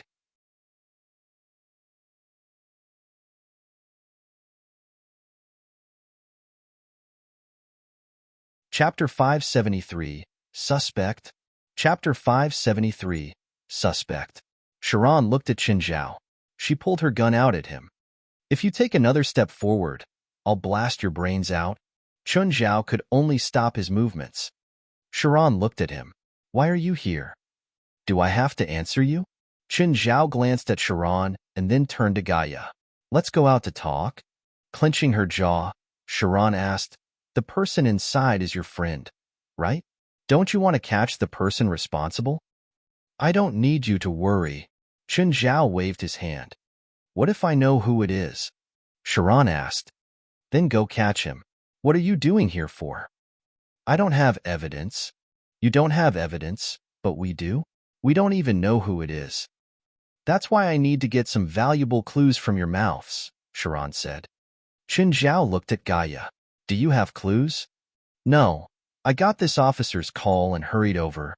What is your relationship with the victim? Sharon asked. I'm his coach, Gaia said. His boxing and fitness coach. Chen Zhao thought for a moment. I'm his sponsor. He was an illegal doctor. He wouldn't say that he's a doctor before a cop. Do you know if he has any enemies? What kind of enemies? Those who had conflicts with him. I hit him every day, Gaia said. Does that count? No. Chen Zhao looked at Sharon. You say you know who the guy responsible is. Can you tell us who did it? I don't know either, Sharon replied. You fucking with me? Yeah, and what can you do about it? Fine. You win. Chen Zhao spat. He didn't plan on going up against Sharon. He couldn't offend American cops. Any slightly bigger actions could get him arrested. Gaia, what exactly happened? I don't know, but I suspect that it's related to the bankers. What bankers? The bankers for the competition's bet, Gaia said. Is there a suspect? No. There are around 100 bankers, and I'm not familiar with them. Tiger doesn't have any enemies. They wouldn't break his arms with a baton after crashing a car into him. Thud. Chen Zhao slammed a fist into the glass door. Sharon, standing in the distance, came over immediately. Looking at the glass on the ground, she said, What are you doing? I just leaned on the glass and it broke by itself. Thankfully, I didn't get too close. Otherwise, I would have gotten hurt. Chen Zhao brushed off the shards on his hands. Sharon glanced at the glass on the ground. The thickness of the glass door wasn't something that a normal person could break. Let's go talk over there. Chen Zhao pulled Gaia away. Sharon watched Chen Zhao's back, clenching her jaw. So, you're saying that you don't have any clue either? I can have someone investigate, but it won't be that easy. Chen Zhao touched his nose. Can we find the odds of those bankers? Gaia's eyes brightened. This wasn't hard to find out. After all, the bankers had to reveal their odds to the bettors. They couldn't hide it even if they wanted to, so their primary price was very easy to find. Wait, I'll call someone, Gaia said. You can find out now? It was only 5 a.m. Everyone was probably sleeping. This is when the gamblers are the most active, Gaia said. After a pause, Gaia put down her phone. Right now, for most of them, the odds for Tiger and his next opponent is 1.05 to 2.4. His rate is that much higher than his opponent? Chen Zhao was a bit surprised. Tiger KO'd all his opponents in the last 3 competitions. All the bankers have moved him up a tier. Chen Zhao squinted. What if news of Tiger getting hurt is spread now? They'll start to adjust the odds or even lock the handicap. Then, what if I bet that Tiger will win? Chen Zhao asked. Would they refuse to pay up? Most bankers wouldn't, at least on the surface. Gaia looked at Chen Zhao. You want to bet? Which odds have the biggest difference from others? Since Gaia suspected that the bankers or handicappers had attacked Tiger, then those bankers would definitely try to make a small fortune from this. Everyone knew that Tiger was clearly stronger than his opponent. The bankers could tell. The gamblers could tell as well. In a regular handicap, Tiger's loss rate would be much lower than his opponent. Only those irregular ones would publish a different rate to make a fortune from this. Gaia thought for a moment. Dawson Bank. Tiger and his opponent's rate is 1.7 to 1. Do you know who controls this one? No. Gaia shook her head. I don't care if they're responsible or not. Help me bet $50,000 there. Wait, don't do it yet. Do it tomorrow. What are you going to do? Wait for this build-up before betting. Then find some journalists to report about this. Other handicappers will definitely revise their odds too. Lend me some cash, Gaia said.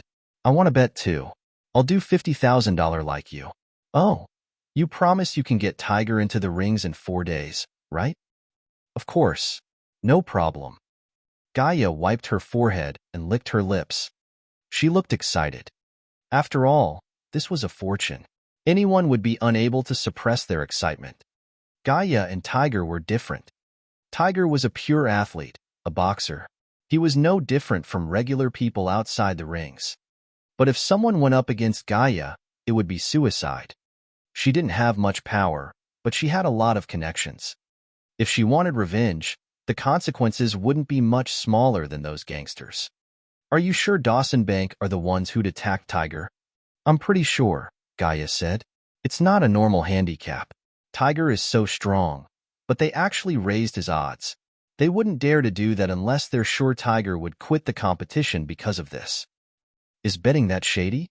Most handicappers are normal. The biggest possibility is them taking all the money. This usually happens when the bankers lose and can't afford the bet. But some bigger bankers would use all sorts of methods to get a higher return, such as controlling the result of the game. Tiger's attack is a classic example.